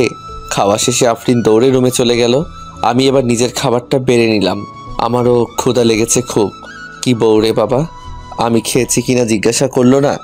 আমার জন্যে না খেয়ে আছে এটাই অনেক। এমনটা হবে আমি আশাই করিনি। তার মানে ও কি আমাকে মনে মনে ভালোবাসে? আফরিন খাটে এসে বসে পড়ল। শীত পড়ছে অনেক। কম্বলটা গায়ে নিয়ে কম্বলের নিচে লুকিয়ে পড়ল আফরিন। আফরিনের মুখটা লাল হয়ে আছে। আফরিন চোখ বুজে আছে, মনে মনে ভাবছে, কি লুচুরে বাবা, বলে কিনা আমাকে কিস করবে, সাহস কত! আমার এই সুন্দর ঠোঁটের দিকে ওই লুচি শকুনটার নজর পড়ে গেছে। আমি কি করব এখন? আম্মুকে বলবো? না না, আমি কাউকে ভয় পাই নাকি? আর আম্মুকে বললে শেষে আবার আমাকে রাগ করবে। আমার এখন লাগছে কেন, ওই একটা কথায় আমার শরীরে এমন যেন তোলপাড় শুরু হয়ে গেছে। আমার গরম লাগছে, জ্বর আসবে নাকি? না না, কি সব ভাবছি আমি। কি এমন কথাই বলছে যে এমন হয়েছে? উফ বুইড়া বেটা, তোকে আমি মেরে ফেলবো। তোর জন্য আমার এমন ফিল হচ্ছে, অসহ্য লাগছে। কি হচ্ছে কি আমার সাথে? বারবার ওই কথা কানে ভাসছে। আমি এবার শেষ করে রুমে চলে আসলাম। দেখলাম আফরিন কম্বলের নিচে ঢুকে আছে। পারেও মেয়েটা, খুব ঘুম পাচ্ছে, তাই আমি শুয়ে পড়লাম। মাঝে এক বিশাল দয়াল করে রেখেছে আমার বউটা। এই শীতের রাতে কোথায় বউকে জড়িয়ে ধরে ঘুমাবো তা না, এখন তো সে আশা আমার আশাই থেকে গেল। কি লাভ আমার বিয়ে করে? এভাবেই কি শীতটা পার হয়ে যাবে? দেখতে দেখতে ঘুমিয়ে গেলাম। রাত 2টার কাছাকাছি পাশের শব্দ শুনে ঘুমটা ভেঙে গেল। ঘুম চোখে উঠে লাইটটা জেলে দেখলাম আফরিন বসে আছে আর পেট ধরে কান্না করছে। আমি হড়বড়িয়ে উঠলাম। কি হলো? আফরিনের বিছানা থেকে বালিশগুলো সরিয়ে দিলাম। আফরিন এই কান্নার মাঝে বলল, এগুলো সরালেন কেন? আপনার মতলব কি? এই সময়েও এমন কথা শুনে কি বলবো ভাবতে পারছি না। আমি কিছু না বলে বললাম, পেট ব্যথা করছে তোমার? ও আমার দিকে তাকিয়ে মুখ টাড়িয়ে হ্যাঁ বলল। আমি সঙ্গে সঙ্গে ডাক্তারকে কল করলাম। এত রাতে কল ধরবে কিনা জানি না, তবে একটু পর আমার কলটা ধরলো। ডাক্তারের সাথে কথা বলে আমি কিছু মেডিসিন এনে আফরিনকে খাইয়ে দিলাম। তখন ফুচকা খাওয়াতে মনে হয় পেটে ব্যথা করছে। অনেকগুলো এনেছিলাম, সবগুলো খাওয়ার জন্য এমনটা হয়েছে মনে হয়। একটু পর আমি বললাম, এখনো ব্যথা করছে তোমার? দেখি মুখটা। কেন? আমি ওর মুখটা তুলে ওর চোখের পানি মুছে দিলাম। মেয়েটা কান্না করলে একদম আমার ভালো লাগে না, যেন আমি নিজেই ভেতর থেকে ক্ষতবিক্ষত হয়ে যাই। মেয়েটা আমাকে দেখে চলেছে। আমি বালিশটা উপর করে হেলান দিয়ে বসলাম আর একটানে আফরিনকে আমার বুকে টেনে নিলাম।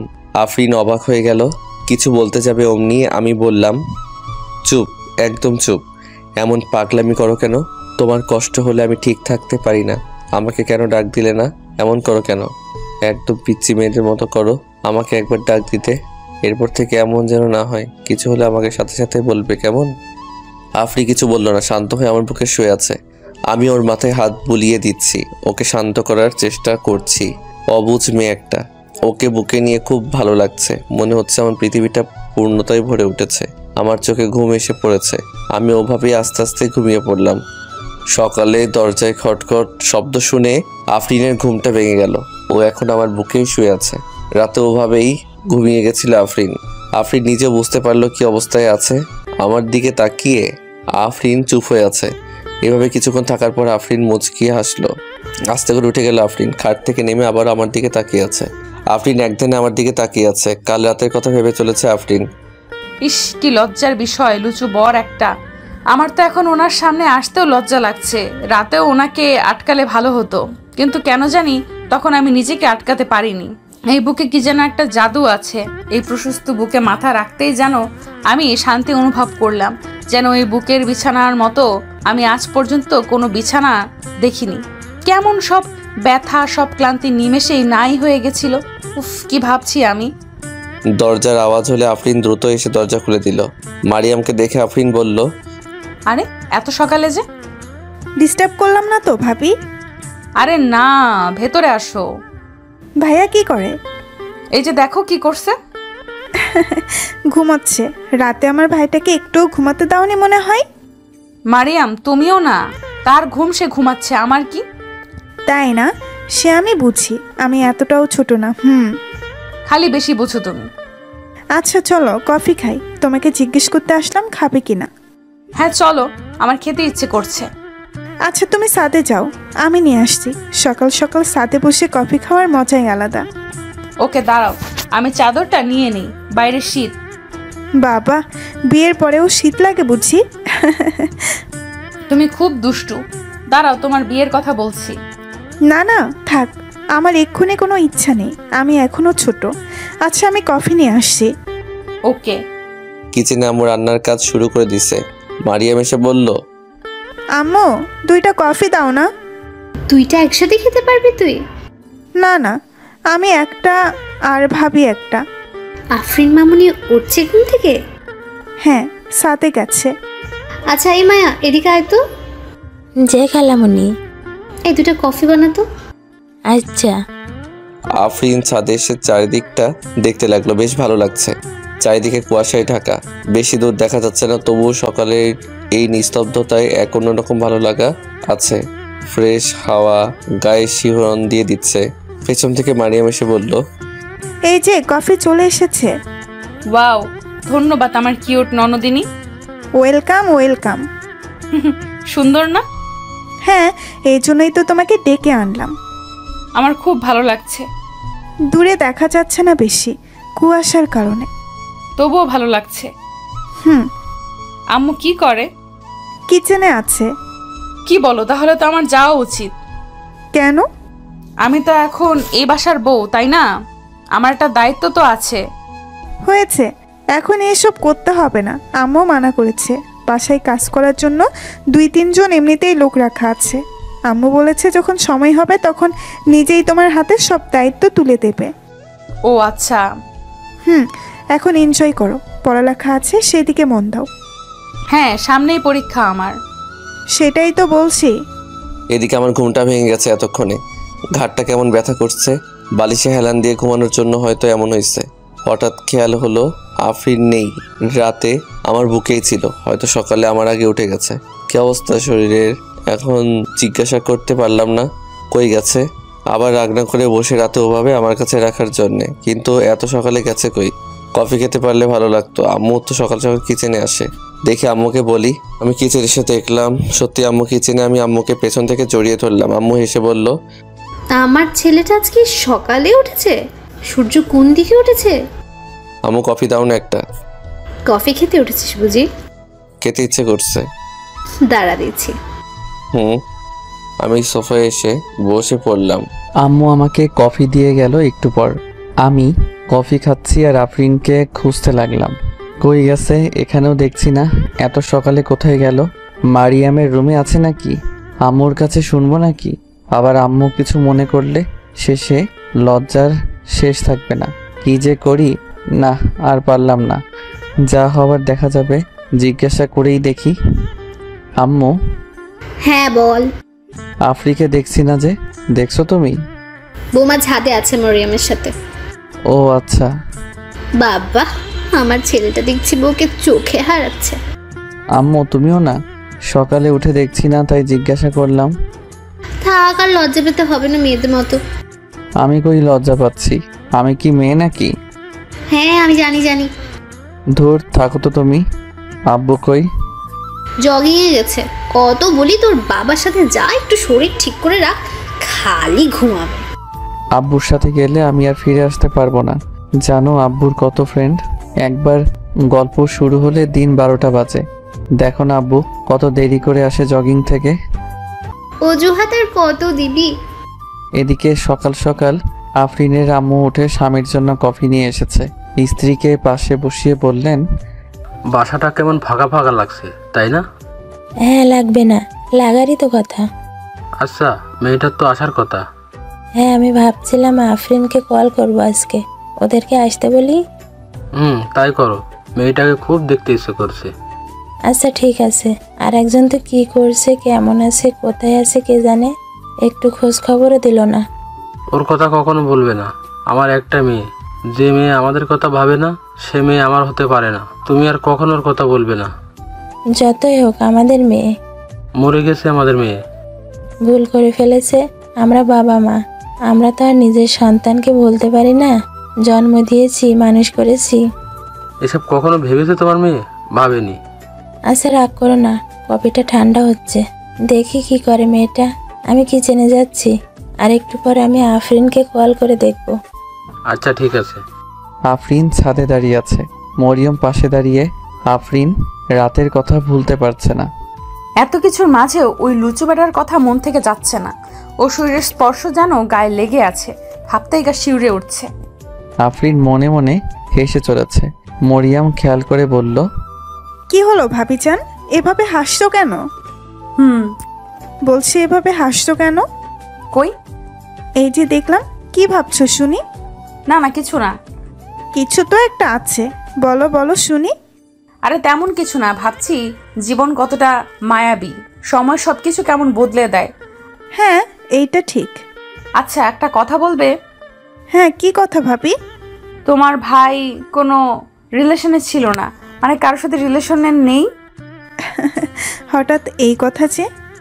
না, আমি তো তোমার ভাইকে এখনো জানিই না, তুমিই ভালো জানো, তাই জিজ্ঞেস করলাম। চিন্তার কিছু নেই, আমি যতদূর জানি ভাইয়া কখনো রিলেশনে যায়নি। আফরিন হেসে দিল। হাসির মাঝে একটা সুখ লুকিয়ে আছে যেন। আমি এদিকে আম্মুর চোখ ফাঁকি দিয়ে আস্তে আস্তে ছাদে চলে আসলাম। ছাদে উঠে দেখলাম ওরা দুজনে দাঁড়িয়ে আছে। বাপ্পা, কুয়াশা পড়েছে খুব। রুমের ভেতরে শীত এতটা বোঝা যায় না, কিন্তু বাইরে প্রচুর ঠান্ডা। আমি আসতেই মরিয়ম ঠিক পেয়ে গেল। পেছনে তাকাতেই আমি মরিয়মকে ইশারা করে চলে যেতে বললাম। মরিয়ম ইশারাই না করলো। আমি খুব কষ্টে ওকে নিচে পাঠিয়ে দিলাম। ছোট বোন থাকা মানে প্যারা, যার আছে সেই বোঝে। আফরিন এখনো লক্ষ্য করেনি আমি ওর পাশে দাঁড়িয়ে আছি। ও সামনের দিকে তাকিয়ে আছে, ওর চোখে শীতলতা ছেপে আছে। কুয়াশার এক সাদা প্রলেপ ওর সামনের চুলে অলংকার রেখে গেছে। বেশ লাগছে ওকে। মায়াবী চোখ দুটি এই বিশালতায় বিচরণ করে চলেছে। ও গায়ে চাদর জড়িয়ে আছে। আমার ঠান্ডা লাগছে খুব।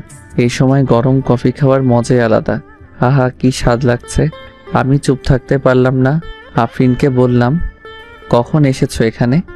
পাশ থেকে আমার কণ্ঠ শুনে আফরিন চমকে উঠল। অবাক হয়ে চোখ বড় বড় করে আমার দিকে তাকালো আফরিন। আমি মুচকি হেসে বললাম, এভাবে তাকিয়ে আছো যে, কিছু বলবে? আপনি কখন আসলেন? মরিয়ম কই? নিচে গেছে। আপনি এখানে কি করছেন? আমি তো এসেছিলাম আমার বউকে খুঁজতে। আমি নিচে যাচ্ছি। আফরিন চলে যেতে গেলে আমি ওর হাতটা ধরে আটকে দিলাম। ও পেছনে আমার হাতের দিকে তাকালো। আমি ওর মুখের দিকে তাকালাম। না, রাগের কোনো ছাপ নেই। ওর মুখে লজ্জা আর এক লুকানো ভালোবাসা অনুভব করতে পারছি আমি। আমি ওকে পাশে এনে বললাম, পালাচ্ছ? আমি পালাবো কেন? তাহলে চলে যাচ্ছ যে? আমার শীত লাগছে, তাই রুমে যাচ্ছি। তাই বুঝি? হুম। আমি ওর গায়ের চাদরটা খুলে নিলাম। ও অবাক হয়ে তাকালো আমার দিকে। আমি মুচকি এসে চাদরটা অর্ধেক আমার গায়ে আর অর্ধেকটা দিয়ে আফরিনকে ঢেকে নিলাম। আমি বাঁ হাত দিয়ে ওকে জাপটে নিলাম আমার বাহুতে। ও লজ্জায় লাল হয়ে গেছে, নিচের দিকে তাকিয়ে আছে আফরিন। আমি বললাম, আমার পিচি বউকে লজ্জা পাচ্ছে? আপনি আমাকে ছাড়ুন বলছি, আমাকে টাচ করার কত শখ, ছাড়ুন বলছি। তাই মুচকি আসলাম, কারণ ও মুখে শুধু বলছে, ফিজিক্যালি কোনো রিয়াক্টই করছে না। মেয়েদের মুখের আর মনের ভাষা আসলেই বোঝা কঠিন। তাই আপনাদের একটা কথা বলতে পারি, যে কখনোই মেয়েদের মুখের কথা ধরবেন না, এদের মন বুঝুন। আফরিনকে বললাম, চুপ করে আছো যে, কিছু বলবে না? কি বলবো? এমনি সময় তো মরিয়মের সাথে কত কথা বলো, এখন চুপ করে আছো কেন? মরিয়ম আর আপনি কি এক? আপনি হলেন একটা বুইড়া বেটা। তাই? আপনাকে একটা কথা বলার ছিল। বলো। জিজ্ঞাসা করার কি আছে? যখন যা বলার তখন তাই বলবে, বুঝলে? কলেজে যেতে হবে। তো যাবে, সবকিছুই তো ঠিক আছে। নেই। কেন, কি হয়েছে? এখন তো আর আব্বুর নাম ইউজ করতে পারবো না বিভিন্ন কাগজে আর ফাইলে।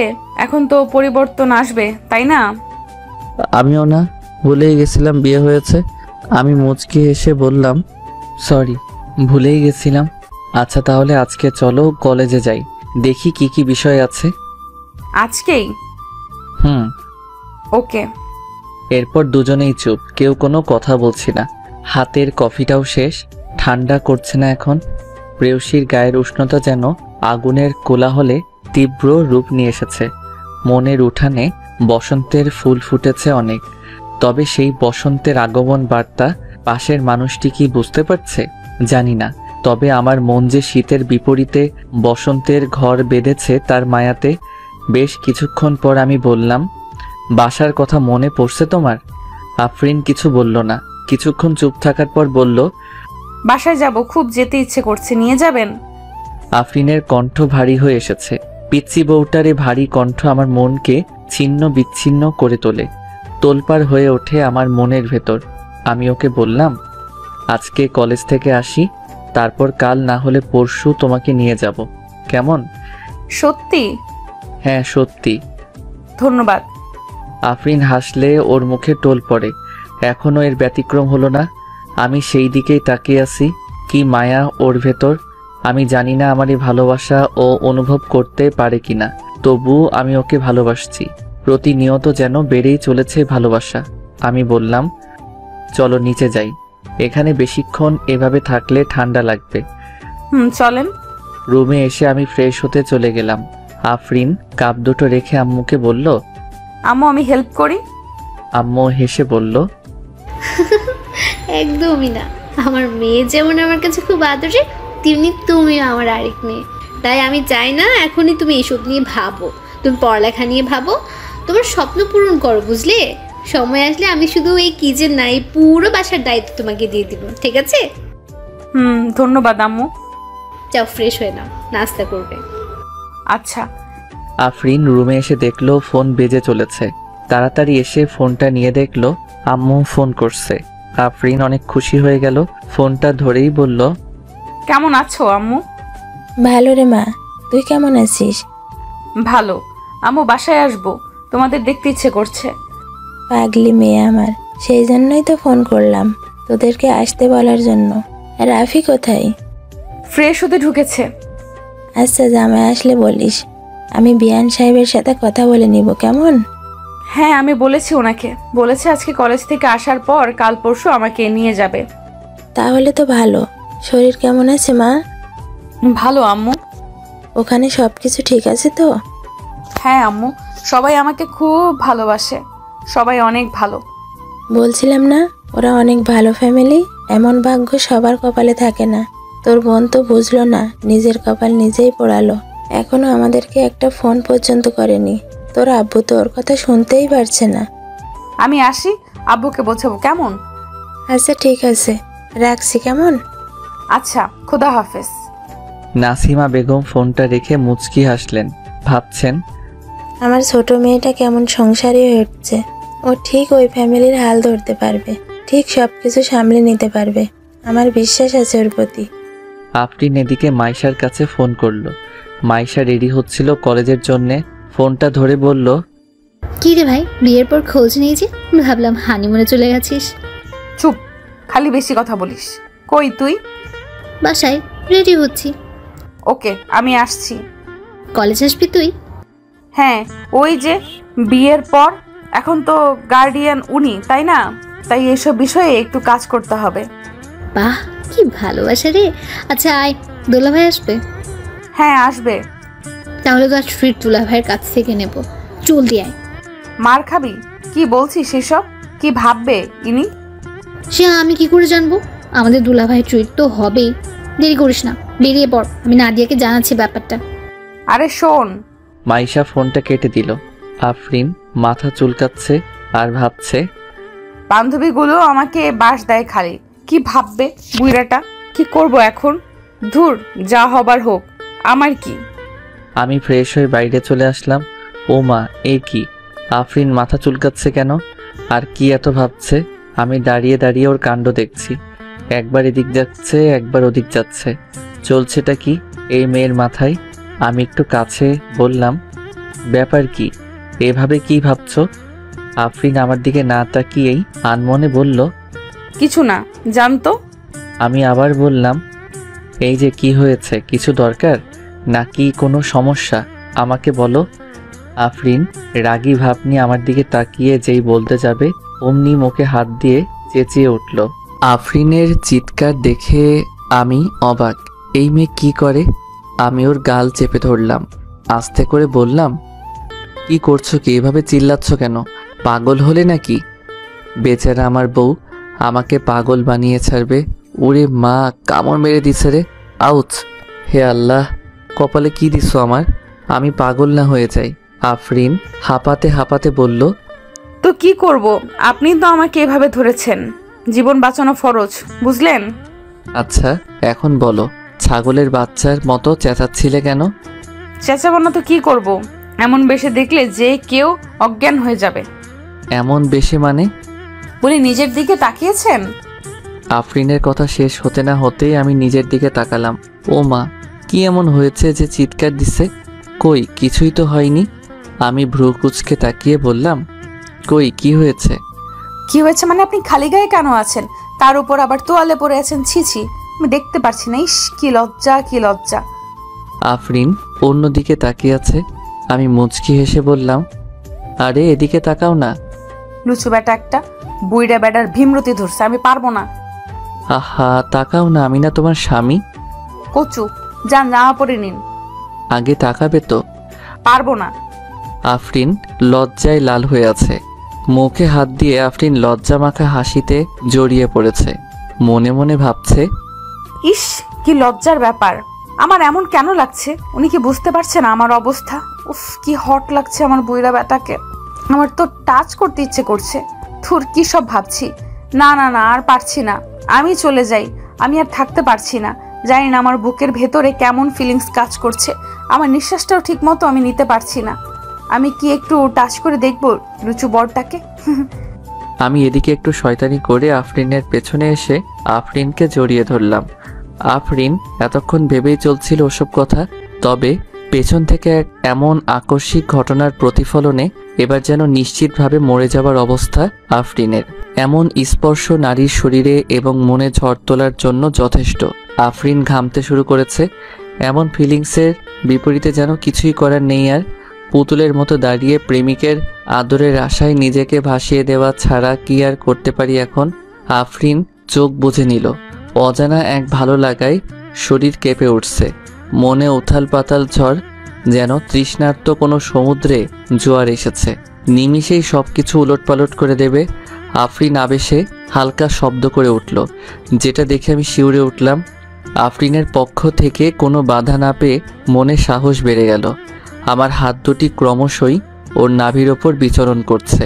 আমি বুঝতে পারছি আমার হাত কাঁপছে, শরীর ঘামছে। আফরিনের চুল থেকে মাদকতার লেশে গন্ধ আসছে। আমি নিজেকে আটকাতে পারছি না। একটা পুরুষ হিসেবে নিজেকে এই পরিস্থিতিতে কিভাবে আটকানো যায় আমার জানা নেই। আফরিনের ঘন ঘন নিঃশ্বাস আমাকে উন্মাদ করে তুলছে। আফরিনের মুখের এই হালকা শব্দ আমার ক্রোমোজোমে ঢেউ তুলেছে। আমি বাঁধভাঙা পানির ন্যায় আছড়ে পড়তে চাইছি। তবে এ ভাবনা, এ বাসনা আমি চাই না এখনই ঘটুক। আমি চাই আফরিন আমাকে সেই বিশ্বাসে বিশ্বাস করুক, আমাকে ভালোবেসে এই অধিকার দিক। এসব ভেবে আমি আচমকাই ওকে ছেড়ে দূরে সরে গেলাম। আফরিন ধপ করে মেঝেতে বসে পড়ল। ওর নিঃশ্বাস ঘন হয়ে গেছে। বুঝতে পারছি ও হাঁপিয়ে চলেছে। ওর মনের অবস্থাও ওই পর্যায়ে চলে গেছে যেখানে নিজেকে কন্ট্রোল করা অসম্ভব। আমি একটা দীর্ঘশ্বাস নিলাম, নিজেকে শান্ত করার ব্যর্থ চেষ্টা করতে লাগলাম। আমি জানি আফরিন লজ্জায় আমার সাথে কদিন কথাই বলবে না, আর আমি চাই না আমার বউ আমার সাথে কথা না বলে থাক। আমি এজন্যে দ্রুত ওর সামনে এসে বসে পড়লাম। ও নিচের দিকে তাকিয়ে হাঁপিয়ে চলেছে। আমি আস্তে করে ওর হাত দুটি আমার হাতে নিলাম। ওর মাথার সাথে আমার মাথা লাগিয়ে আস্তে করে বললাম, সরি, আর এমনটা হবে না। Sorry sorry. আফরিন মনে মনে ভাবছে, লুচু একটা, আমাকে মেরেই ফেলেছিল আর এখন বলছে সরি। এভাবে কেউ আদর করে? আমি লজ্জায় মরে যাব। ইস, কি লজ্জার ব্যাপার। এই বুইড়াটার সাথে কথা বলবো কিভাবে এখন? লুচু একটা, আদর করছিলি, মাঝখানে আবার ছেড়ে দেওয়ার কি আছে? শয়তান বেটা কোহানকার। আমার এখন ভালো লাগছে না। আমার ওই আদর আবার চাই, বারবার চাই। ওকে বুঝতে পারছে না সরি বলার কি আছে? আমি না ওর বউ, ও কেন ওর অধিকার দেখায় না? আমাকে কি সব বলে দিতে হবে? আমি এদিকে ভেবেই পাচ্ছি না আফরিন কি ভাবছে। আমার উপর কি রাগ করলো? বেশি করে ফেলেছি মনে হয়। না, এসব করাটা ঠিক হয়নি। আমি হাত দিয়ে ওর মুখটা তুললাম। ওর চোখের দিকে তাকিয়ে দেখলাম ওর চোখে এক আলাদা মায়া কাজ করছে। আমি সত্যি এর চোখের ভাষা এখন বুঝতে পারছি না। একবার মনে হচ্ছে বউটা আমার ভালোবাসা চাইছে, আবার মনে হচ্ছে অভিমানে ফুলে আছে। বুঝতে পারছি না, তবে এটা ঠিক যে এ চোখে কোনো রাগ দেখতে পাচ্ছি না। আমি আস্তে করে বললাম, রাগ করেছো? আফরিন আমার দিকে তাকাতে পারছে না। ও আবার নিচের দিকে মাথা নিয়ে বসে আছে। আমি দেখলাম ওর মুখ লাল হয়ে গেছে।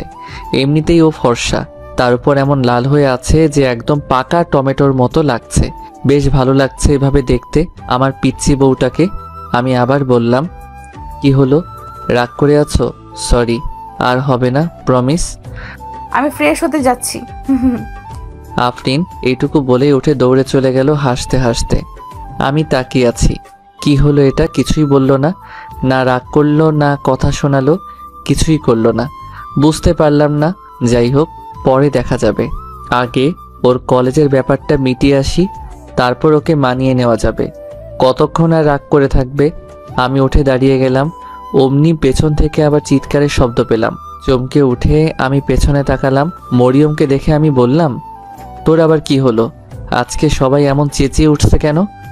এই বেশে আছো কেন ভাইয়া? খুশিতে। তোর কি? ভাবি দেখলে একেবারে শেষ তুমি। মনে মনে বললাম, ওই পর্ব শেষ হয়ে গেছে। হে হে, বউয়ের সাথে রোম্যান্স করার ফিলিংস একেবারে সেই। মরিয়ম মুখে হাত দিয়ে তাকিয়ে আছে, ভাবছে ভাইয়ার আবার কি হলো। এইভাবে পাগলের মতো কি ভাবছে আর হাসছে। ভাইয়া, ওই ভাইয়া, কি হলো? এই যা তো, ডিস্টার্ব করিস না।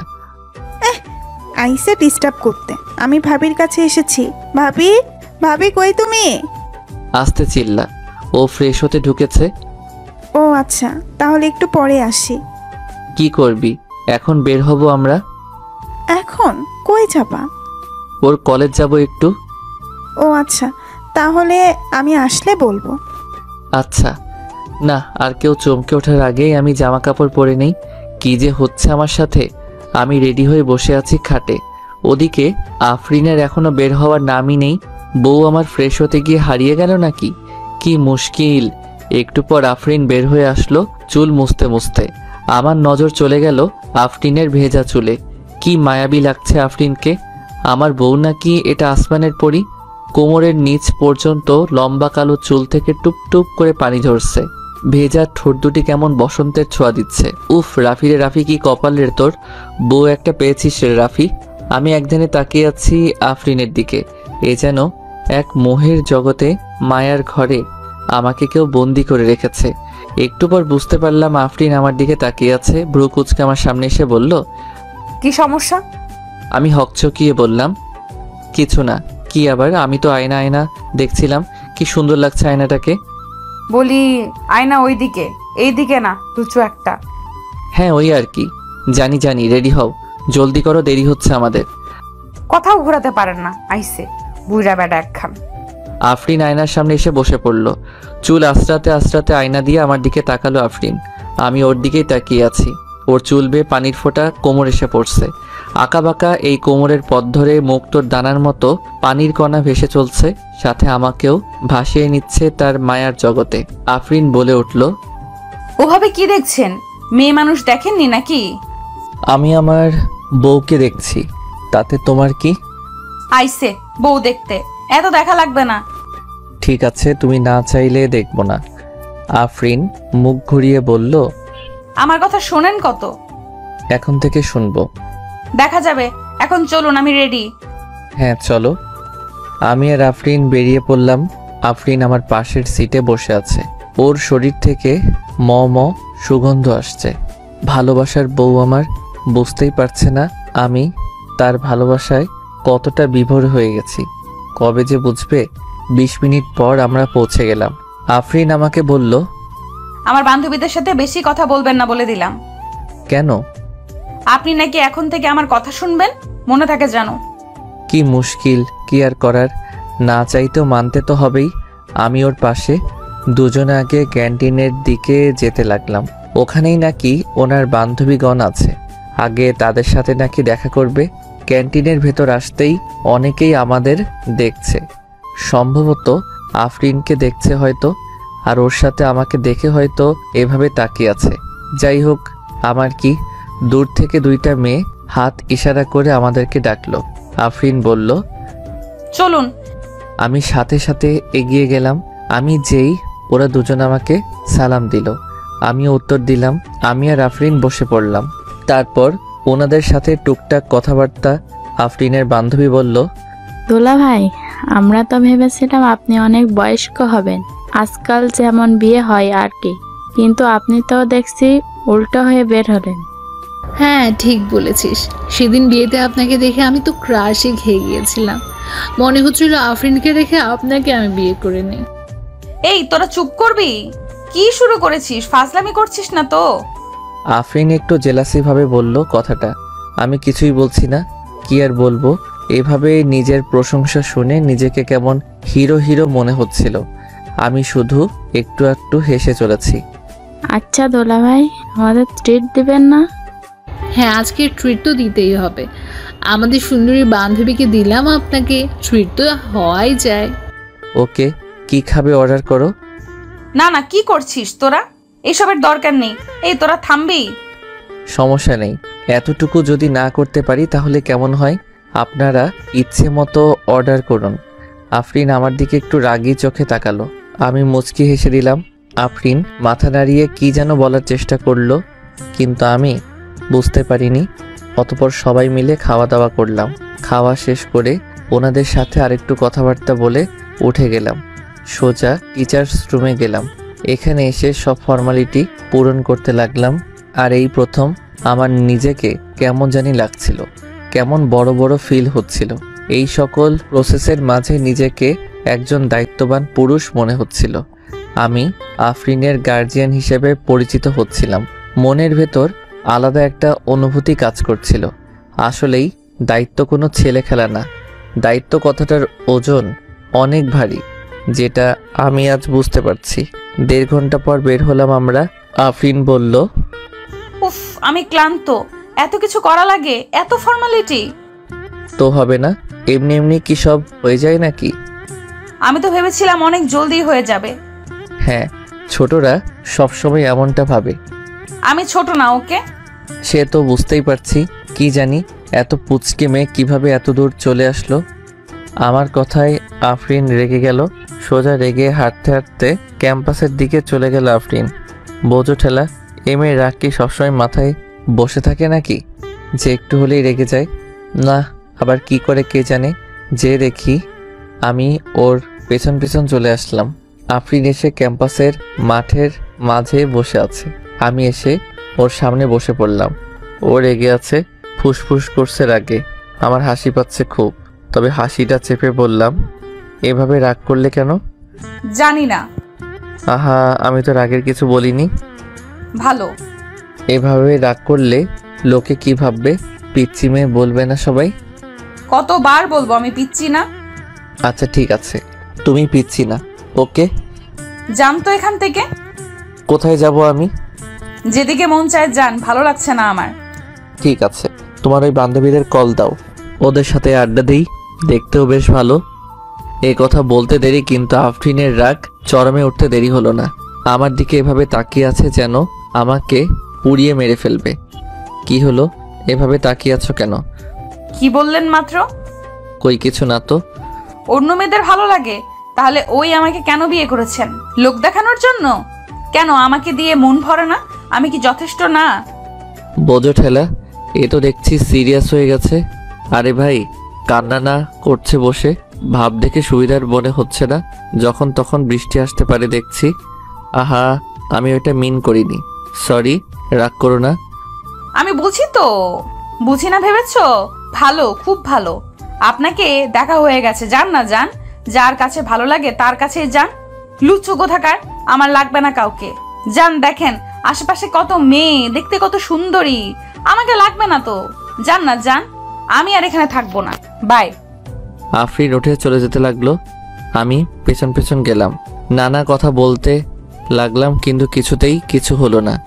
রেগে গিয়ে নিজে একটা রিক্সা নিয়ে চলে গেল। কি রাগ রে বাবা। আমি দ্রুত গাড়িটা নিয়ে বাসার দিকে রওনা হলাম। আজকে বাসায় গেলে সবাই জানতে পারলে আমাকে কেলাবে নিশ্চয়ই। আব্বু জানতে পারলে তো আরও পেটাবে। কি যে করি। আফরিন বাসায় আসতেই মারিয়াম ডেকে বলল, ভাবি চলে এসেছো, চলো তোমার সাথে গল্প করি একটু। আফরিন থেমে মারিয়ামের দিকে তাকালো। মারিয়াম দেখলো আফরিনের চোখে পানি। মারিয়াম অবাক হয়ে বলল, ভাবি কি হয়েছে? কিছু না। না কিছু তো একটা হয়েছে, বলো কি হয়েছে? না কিছু না। আমাকে বলো ভাবি।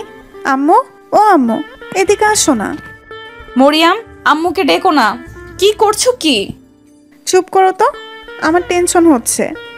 আম্মু রুম থেকে এসে বলল, কি রে ডাকছিস কেন? আরে মা চলে এসেছো, সব কিছু হয়েছে? জি আম্মু। আম্মু দেখো ভাবির চোখে পানি। আরে তাই তো, কি হয়েছে মা? কিছু না আম্মু। আমাকে তোমার আম্মুই মনে করো। তোমাকে আমি আমার মেয়ের মতো ভালোবাসি, আর তুমি তো আমার মেয়ে। মায়ের কাছে কিছু লুকাতে নেই, বলো আমাকে। তেমন কিছু না, ওই ওনার জন্য একটু। উনি মানে? আম্মু মনে হয় ভাইয়ার কথা বলছে ভাবি। কি? ওই হারামজাদাটা আবার কি করছে? আজকে আমার হাতে পিটানি খাবে নিশ্চিত। ও কি করছে বলো তো? উনি নাকি অন্য মেয়ের সাথে কথা বলবে। এটা শুনে মারিয়াম মুচকি হেসে দিল। মনে মনে ভাবলো, ভাইয়াটাও না ভাবিকে এভাবে কেন কষ্ট দিল। আমার ভাবিটা কত সহজ সরল, কত ভালোবাসে ভাবি আমার ভাইয়াকে, যে অন্য মেয়ের কথা শুনতেই পারে না। ভাইয়াকে আমি অনেক ভালোবাসি, তবে এখন আমি এই ব্যাপারে ভাবির সাইডে। ভাইয়া এটা একদম ঠিক করেনি। আম্মুও একটু রেগে গেল, বলল, এত বড় সাহস ওর! দেখাচ্ছি ওকে, তুমি টেনশন নিও না। আমার মেয়েকে কাঁদানো, ও আসুক আজকে, দেখাচ্ছি মজা। মারিয়াম, ওকে নিয়ে রুমে যা। যাও মা, ফ্রেশ হয়ে নাও, ও আসুক, আমি দেখছি ওকে। আমি একটু পর বাসায় চলে আসলাম।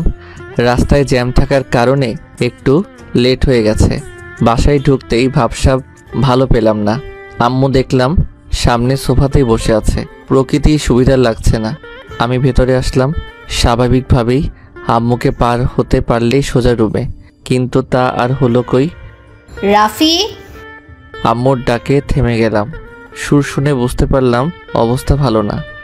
হ্যাঁ আম্মু বলো। এদিকে তাকা। হ্যাঁ বলো। কি বলেছিস আফরিনকে? কই কিছু না। কিছু না বলে মেয়েটা এভাবে কাঁদছে কেন? আম্মু আমি তো ফাইজলামি করে বলছি। ও সিরিয়াসলি নিলে আমি কি করব? থাপ্পড় চিনিস? নিজের বউকে অন্য মেয়ের কথা বলিস? এটা ফাসলামো। একটা মেয়ের কাছে এটা কত বড় ব্যাপার তুই জানিস? আমি কি করব? আমি তো ফাইজলামি করছিলাম। আফরিন রুমে গেছে, আমি যেন শুনি তুই ওকে মানিয়ে নিয়েছিস, না হলে আজকে তোর খাবার বন্ধ। আফরিন খাটে বসে নাক টানছে। মারিয়াম বুঝিয়ে চলেছে আফরিনকে, ভাবি ভাইয়া আজকে আসুক, আম্মু ঠিক পেটাবে, চিন্তা করো না। আম্মুকে বলা উচিত হয়নি মনে হয়। উনি আবার ভাববে আমি নালিশ দিয়েছি। বেশ হয়েছে, শখ কত আমার এত সুন্দরী ভাবিকে রেখে উনি অন্য মেয়ের সাথে কথা বলবে, এটা আমি কিছুতেই মানতে পারবো না। থাক, কিছু বলো না, উনি আবার রাগ করবে। রাগ করলে করবে, আমি ভয় পাই নাকি? আমি রুমে চলে আসলাম। আজকে শুধুই সবার কাছে ঝাড়ি শুনলাম। কেন যে মজা করতে গেছিলাম। রুমে আসতে দেখলাম ওরা দুজনে বসে আছে। আমাকে দেখে মারিয়াম চুপ হয়ে গেল। আমি বললাম, মারিয়াম তুই রুমে যা। মরিয়ম উঠে এসে মুখ ঝাড়ি মেরে চলে গেল। এই মেয়েটাও দিন দিন পেকে যাচ্ছে। আমি আফরিনের দিকে তাকালাম। নিজের দিকে তাকিয়ে আছে, নাক টানছে এখনো। আমি এসে ওর সামনে বসে পড়লাম। আফরিন সাথে সাথে মুখ ঘুরিয়ে নিল। অভিমান ভেসে উঠছে ওর ব্যবহারে। আমি নিছক ভাবনায় যদিও ডুবে আছি, কিন্তু ওর এমন অভিমান ভরা চেহারা দেখে আমি নির্বাক চাহনিতে তাকিয়ে আছি। কত সুন্দর এ রাগ। মুচকি হাসলাম। আফরিন আমাকে যে ভালোবাসে তা আর বুঝতে বাকি নেই আমার। যথেষ্ট কারণ থাকে একটা মানুষকে বোঝার জন্যে, তবে আমার এই পিচ্চি বউটা আমাকে এভাবে ভালোবাসবে আমি বুঝতে পারিনি। আমি হালকা স্বরে বললাম, কি গো রাগ করে আছো? আফরিন কোনো কথা বলল না। আমি জানতাম আফরিন এখনই কথা বলবে না। মেয়েদের এই বিষয়টি অনেক ভালো লাগে। আপনি এখন এই মুহূর্তে উঠে চলেও যেতে পারবেন না। আসলে সামনের মানুষটা চায় আপনি তার রাগ ভাঙান, তার অভিমানকে ভালোবাসায় রূপ দিন। এমন মনের ভাষা আপনাকে বুঝতেই হবে, না হলে ভালোবাসা পূর্ণতা পাবে না। যে আমি ওকে জড়িয়ে ধরে বললাম, সরি, আমি ওইটা মিন করিনি, আমি ফাইজলামি করছিলাম, সরি, আর হবে না। ছাড়ুন আমাকে। আমাকে কেন জড়িয়ে ধরেছেন? যান না, যান, যার কাছে ইচ্ছা যান। ছাড়ুন বলছি আমাকে, আমাকে ধরবেন না আপনি। আফরিন মুখেই বলে চলেছে, আমাকে ছাড়িয়ে নিতে কোনো চেষ্টাই নেই। ওর অভিমান যেন আমার ভালোবাসাকে আরও দৃঢ় করে তুলছে। ওর কানের কাছে মুখ এনে বললাম, আমার পিচ্চি বউটা অনেক রাগ করেছে দেখছি। আমাকে যদি কোনো শাস্তি দিতে চায় আমি রাজি আছি। মাথা পেতে নেব সেই শাস্তি। লাগবে না, আমার কোনো কিছুই লাগবে না। আমি তো ভালোবাসার যোগ্য না। আমাকে ভালোবাসার কি আছে? আমার মাঝে তো কিছুই নেই। কে বলেছে কিছু নেই? আমি তো তোমাকে সেদিনই ভালোবেসে ফেলেছিলাম। তোমার এই গোল গোল চোখের মায়ার থেকে আজ পর্যন্ত বের হতে পারিনি আমি।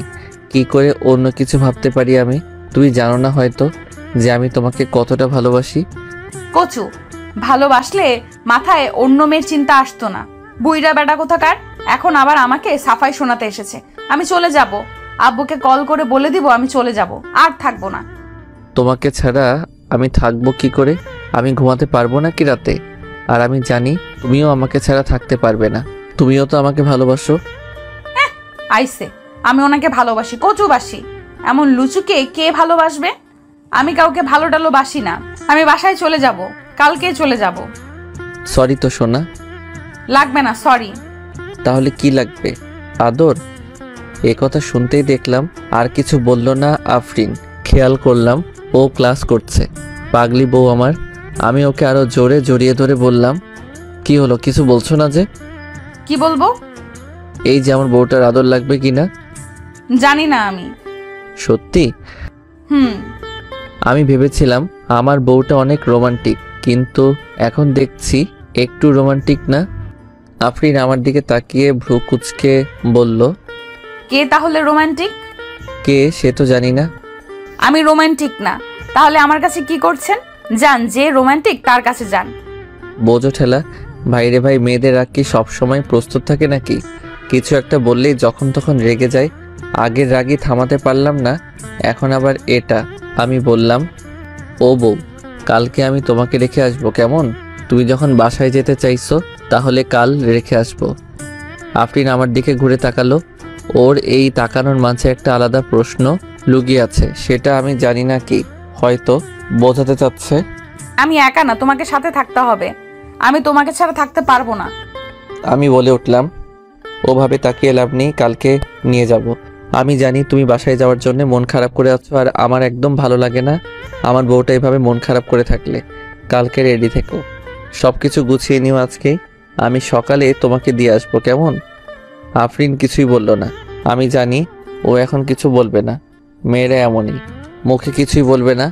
আমি ওকে ছেড়ে নিচে নেমে আসলাম। ও আমার দিকে তাকিয়ে আছে। আমি মুচকি হেসে দিয়ে বাইরে বেরিয়ে আসলাম। বউটার রাগ ভাঙাতে এখনই মন চাইল না। ও ভেবেছে কাল ওকে একাই রেখে আসবো। হে হে, আমিও তো থাকবো ওর সাথে। ও ছাড়া আমার কি একা থাকার উপায় আছে নাকি? তবে এখনই ওকে কিছু বলা যাবে না, কালকে একবারে রাগ ভাঙাবো। হে হে হে। আফরিন খাটের উপর বসে আছে, চোখ থেকে পানি পড়ছে। হাত দিয়ে মুছতে মুছতে আফরিন ভাবছে, লুচু একটা আমাকে একা রেখে চলে আসবে। আমাকে একটুও ভালোবাসে না, আমার কথা একটুও ভাবে না। আমি একা থাকবো কিভাবে? আমি একা থাকতে পারবো না। আমার মন একটুও বোঝার চেষ্টা করে না। বুইড়া বেটা আমাকে না ভালোবাসলে বিয়ে করছে কেন? আমি একা থাকতে পারবো না। আমার রাতে তো ঘুমই আসবে না। লুচুটার বুকে মাথা না রাখলে আমার ঘুম আসবে না। এই কয়দিনে আমার সব কিছুতেই ওর অস্তিত্ব অনুভব হয়। আমি পারবো না ওকে ছাড়া থাকতে। কেন বোঝে না ও? রাতে আফরিন খাবার খেয়ে চুপচাপ রুমে এসে শুয়ে পড়েছে। আমি বুঝতে পারছি ওর মন খারাপ। সারাদিন ও রুম থেকে বের হয়নি। আমি আম্মুকে সবটাই বলেছি, তাই ওনারাও তেমন কিছু বলেনি। আমি এদিকে আগে থেকেই আমার ব্যাগটা গাড়িতে রেখে এসেছি, যাতে আফরিন না দেখতে পারে আর না বুঝতে পারে। খাবার শেষ করে আমিও রুমে চলে আসলাম। বাবা বউটা আমার শুয়ে পড়েছে দেখি আমি লাইটটা অফ করে পাশে শুয়ে পড়লাম। বউ আমার ঘুমের ভান করছে আমি জানি। আমি বলে উঠলাম, সবকিছু গুছিয়ে নিছো? কাল কিন্তু সকালেই যাব। তুমি খুশি তো? আচ্ছা ঘুমিয়ে পড়ো। কি হলো হুম হুম করছো যে? কথা বলছো না যে? এমনি। কি হয়েছে আফরিন? দেখি এদিকে আসো। না, আসবো না। কেন? আমার ইচ্ছা তাই। আমি মুচকি আসলাম। যেন আফরিন ঠিক না পেয়ে যায়। হাসিটা চেপে রেখে বললাম, কাল চলে যাবে, আমি তো একা থাকবো এই কদিন, আমাকে একটু জড়িয়ে ধরে শোও না। পারবো না, লাগবে না এখন এসব ন্যাকামি। তাহলে আমি জড়িয়ে ধরি? না, কেউ যেন আমাকে টাচ না করে। কেন? এমনি। এভাবেই কিছুক্ষণ কথা কাটাকাটির পর দুজনেই চুপ, কেউ কোনো কথা বলছি না। রাত 12টা বেজে গেছে, আমার ঘুম আসছে না। ওদিকে আফরিনের ঘুমও নেই, আমি বুঝতে পারছি। আমি জানি ও নিজেও ঘুমাতে পারছে না। আমাকে জড়িয়ে না ধরলে ওর ঘুম আসে না। আমি বললাম, কেউ আমাকে জড়িয়ে ধরলে ধরতে পারে, আবার ঘুম আসছে না। কোনো উত্তর নেই। 10 মিনিট পর আচমকা আফরিন আমার বুকে যেন লুকিয়ে পড়ল। আমার জামাটা খামচে ধরে আমাকে যেন নিজের করে নিয়েছে আফরিন। আমি হেসে উঠলাম। আফরিন আর কোনো কথা বলল না। পাগলিটা কিছুক্ষণের মাঝেই ঘুমিয়ে পড়েছে। আমি ওর কপালে একটু চুমু দিয়ে জড়িয়ে ধরলাম। এমন পাগলিকে কেউ না ভালোবেসে রাখতে পারে বলুন? আমিও কখন ঘুমিয়ে পড়েছি খেয়াল নেই। সকালে মারিয়ামের ডাকে ঘুম ভাঙলো। ঘুম থেকে উঠে দেখি আফরিন পাশে নেই। মারিয়াম আমার পাশে বসে বলল, ভাইয়া ওঠ জলদি। কিরে, কি হলো? দেখ ভাবি কি করছে। কি করছে? ব্যাগ গুছাচ্ছে, বাসায় যাবে মনে হয়। কালকে তুই ভাবিকে মানাতে পারিসনি? মুচকি হাসলাম, বললাম, এত ভালো কথা, তুই এমন ভয় পাচ্ছিস কেন? এটা কোনো ভালো কথা? আরে ওর বাসার সবার কথা মনে পড়ছে হয়তো, তাই যাচ্ছে। আর আমাকে বলেছিল, আমি বলেছি সকালে দিয়ে আসবো। তুই দিয়ে চলে আসবি নাকি? দেখা যাক কি করি, সর আমি ফ্রেশ হয়ে আসি। আমি ফ্রেশ হতে চলে গেলাম। আফরিন সবকিছু শেষে খাটের উপর বসে পড়ল। মারিয়াম কাছে এসে বলল, ভাবি তুমি রাগ করে যাচ্ছ তাই না? না না, আমি বুঝতে পারছি। ভাইয়াটাও না তোমাকে মানাতেও পারলো না। আচ্ছা তুমি ভাইয়াকে ছাড়া একা থাকতে পারবে তো? কেন পারবো না? সবাই যদি পারে আমিও পারবো। আমি একা থাকতে পারবো, তুমি চিন্তা করো না। যার চিন্তা করার কথা সে তো কখনো বুঝলো না। আমি ভাইয়াকে বলছি, দাঁড়াও, না হলে আম্মুকে বলি, একদম ভাইয়াকে টাইট দিয়ে দেবে। না না থাক, তোমাকে এসব করতে হবে না। সবাই নিজের মতো চলে, আমাদের উচিত না তাকে জোর করা। জোর করে কিছুই হয় না, থাকতে দাও। যার যেমন ইচ্ছে সে সেভাবেই থাক, আমার কি। আমি ফ্রেশ হয়ে এসে দেখলাম দুজনে বসে আছে খাটে। মারিয়াম আমার দিকে রাগী দৃষ্টিতে তাকিয়ে আছে। হে হে, বেচারাটাকে ও আচ্ছা বুদ্ধ বানিয়েছি। দেখলাম আফরিন বসে আছে, বোরখা পরে আছে। আমার বউটা কিউট লাগছে হেব্বি, চোখ দুটো ফুলে আছে। পাগলিটা কেঁদেছে মনে হচ্ছে। আমার কষ্ট হচ্ছে, তবে আর একটু, তারপর সব ঠিক হয়ে যাবে। আমি দ্রুত একটা শার্ট আর একটা প্যান্ট পরে নর্মালি রেডি হয়ে নিলাম, যেন আফরিন বুঝতে না পারে। তারপর এসে বললাম, আমি ব্যাগ নিয়ে গাড়িতে যাচ্ছি, চলে এসো।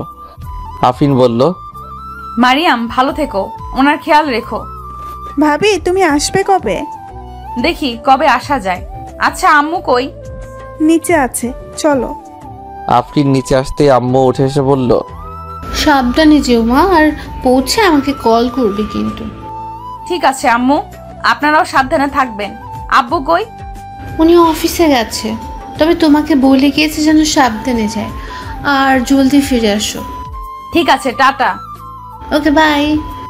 আমি বসে আছি, আফরিন চলে এসেছে। মারিয়াম ওকে উঠিয়ে দিল।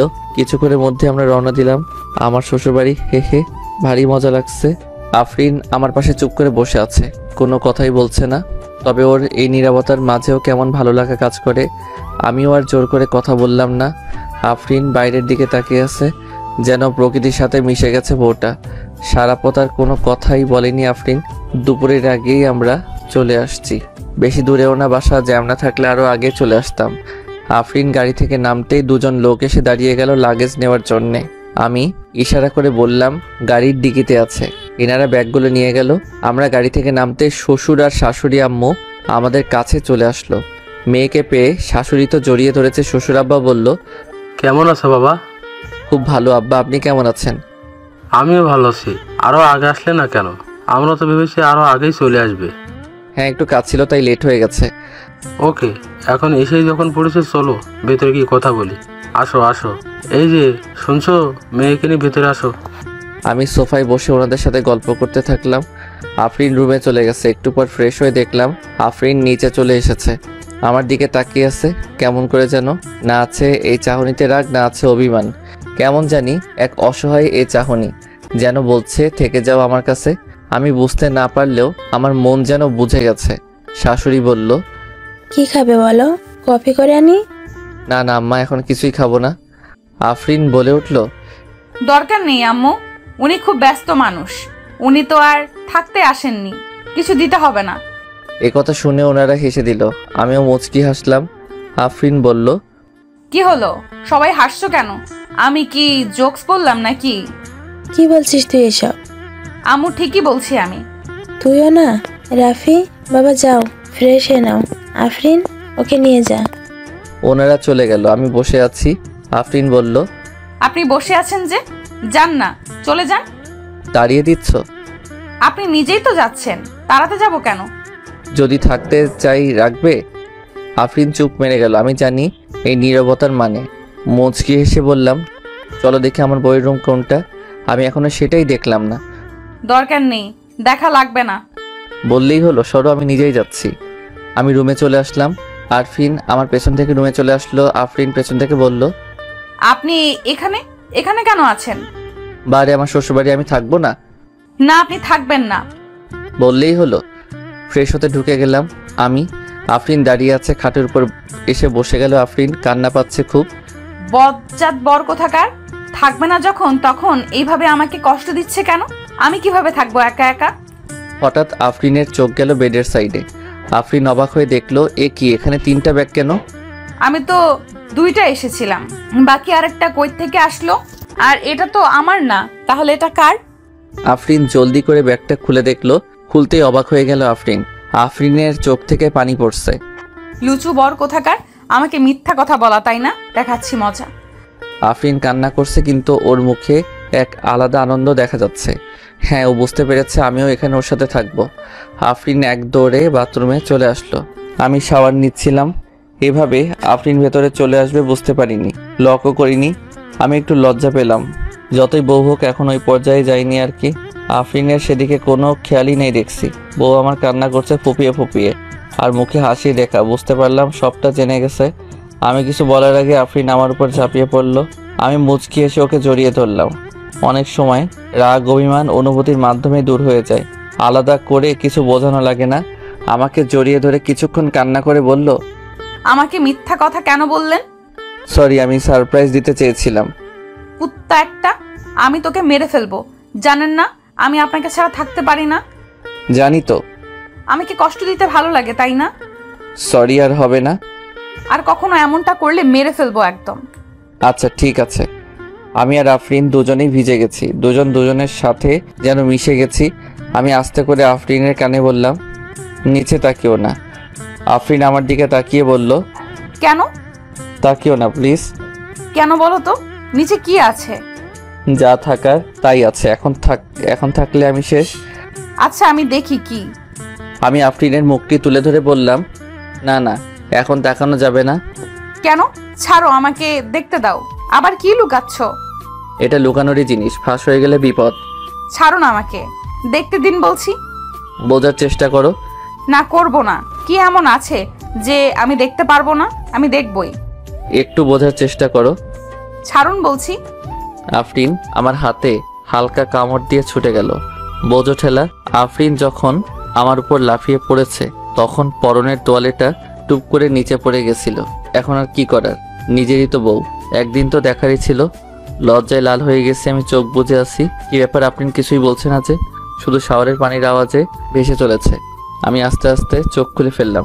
চোখ খুলতে আমি অবাক। এই কি, আফরিন নিজের শাড়িটা খুলে ফেলেছে? আমি অবাক হয়ে তাকিয়ে আছি। ভাই, কি থেকে কি ঘটে গেল? জীবনে এভাবে সবকিছু ঘটে যাবে কে জানতো। আমাকে আচমকা জড়িয়ে ধরলো আফরিন। বুঝতে পারলাম আফরিনের শরীর কাঁপছে। ওর উষ্ণ শরীর যেন আগ্নেয়গিরির লাভার মতো উত্তপ্ত হয়ে উঠেছে। আমি নিজেকে ঠিক রাখতে পারলাম না। আমার ভিতর যেন সবকিছু দিশাহারা হয়ে উঠেছে। যৌবনের ঝড় যেন আছড়ে পড়েছে কুলে। আমি আফরিনকে নিলাম। আপনারাও দেখছি মজে গেছেন। আপনারাও কম না।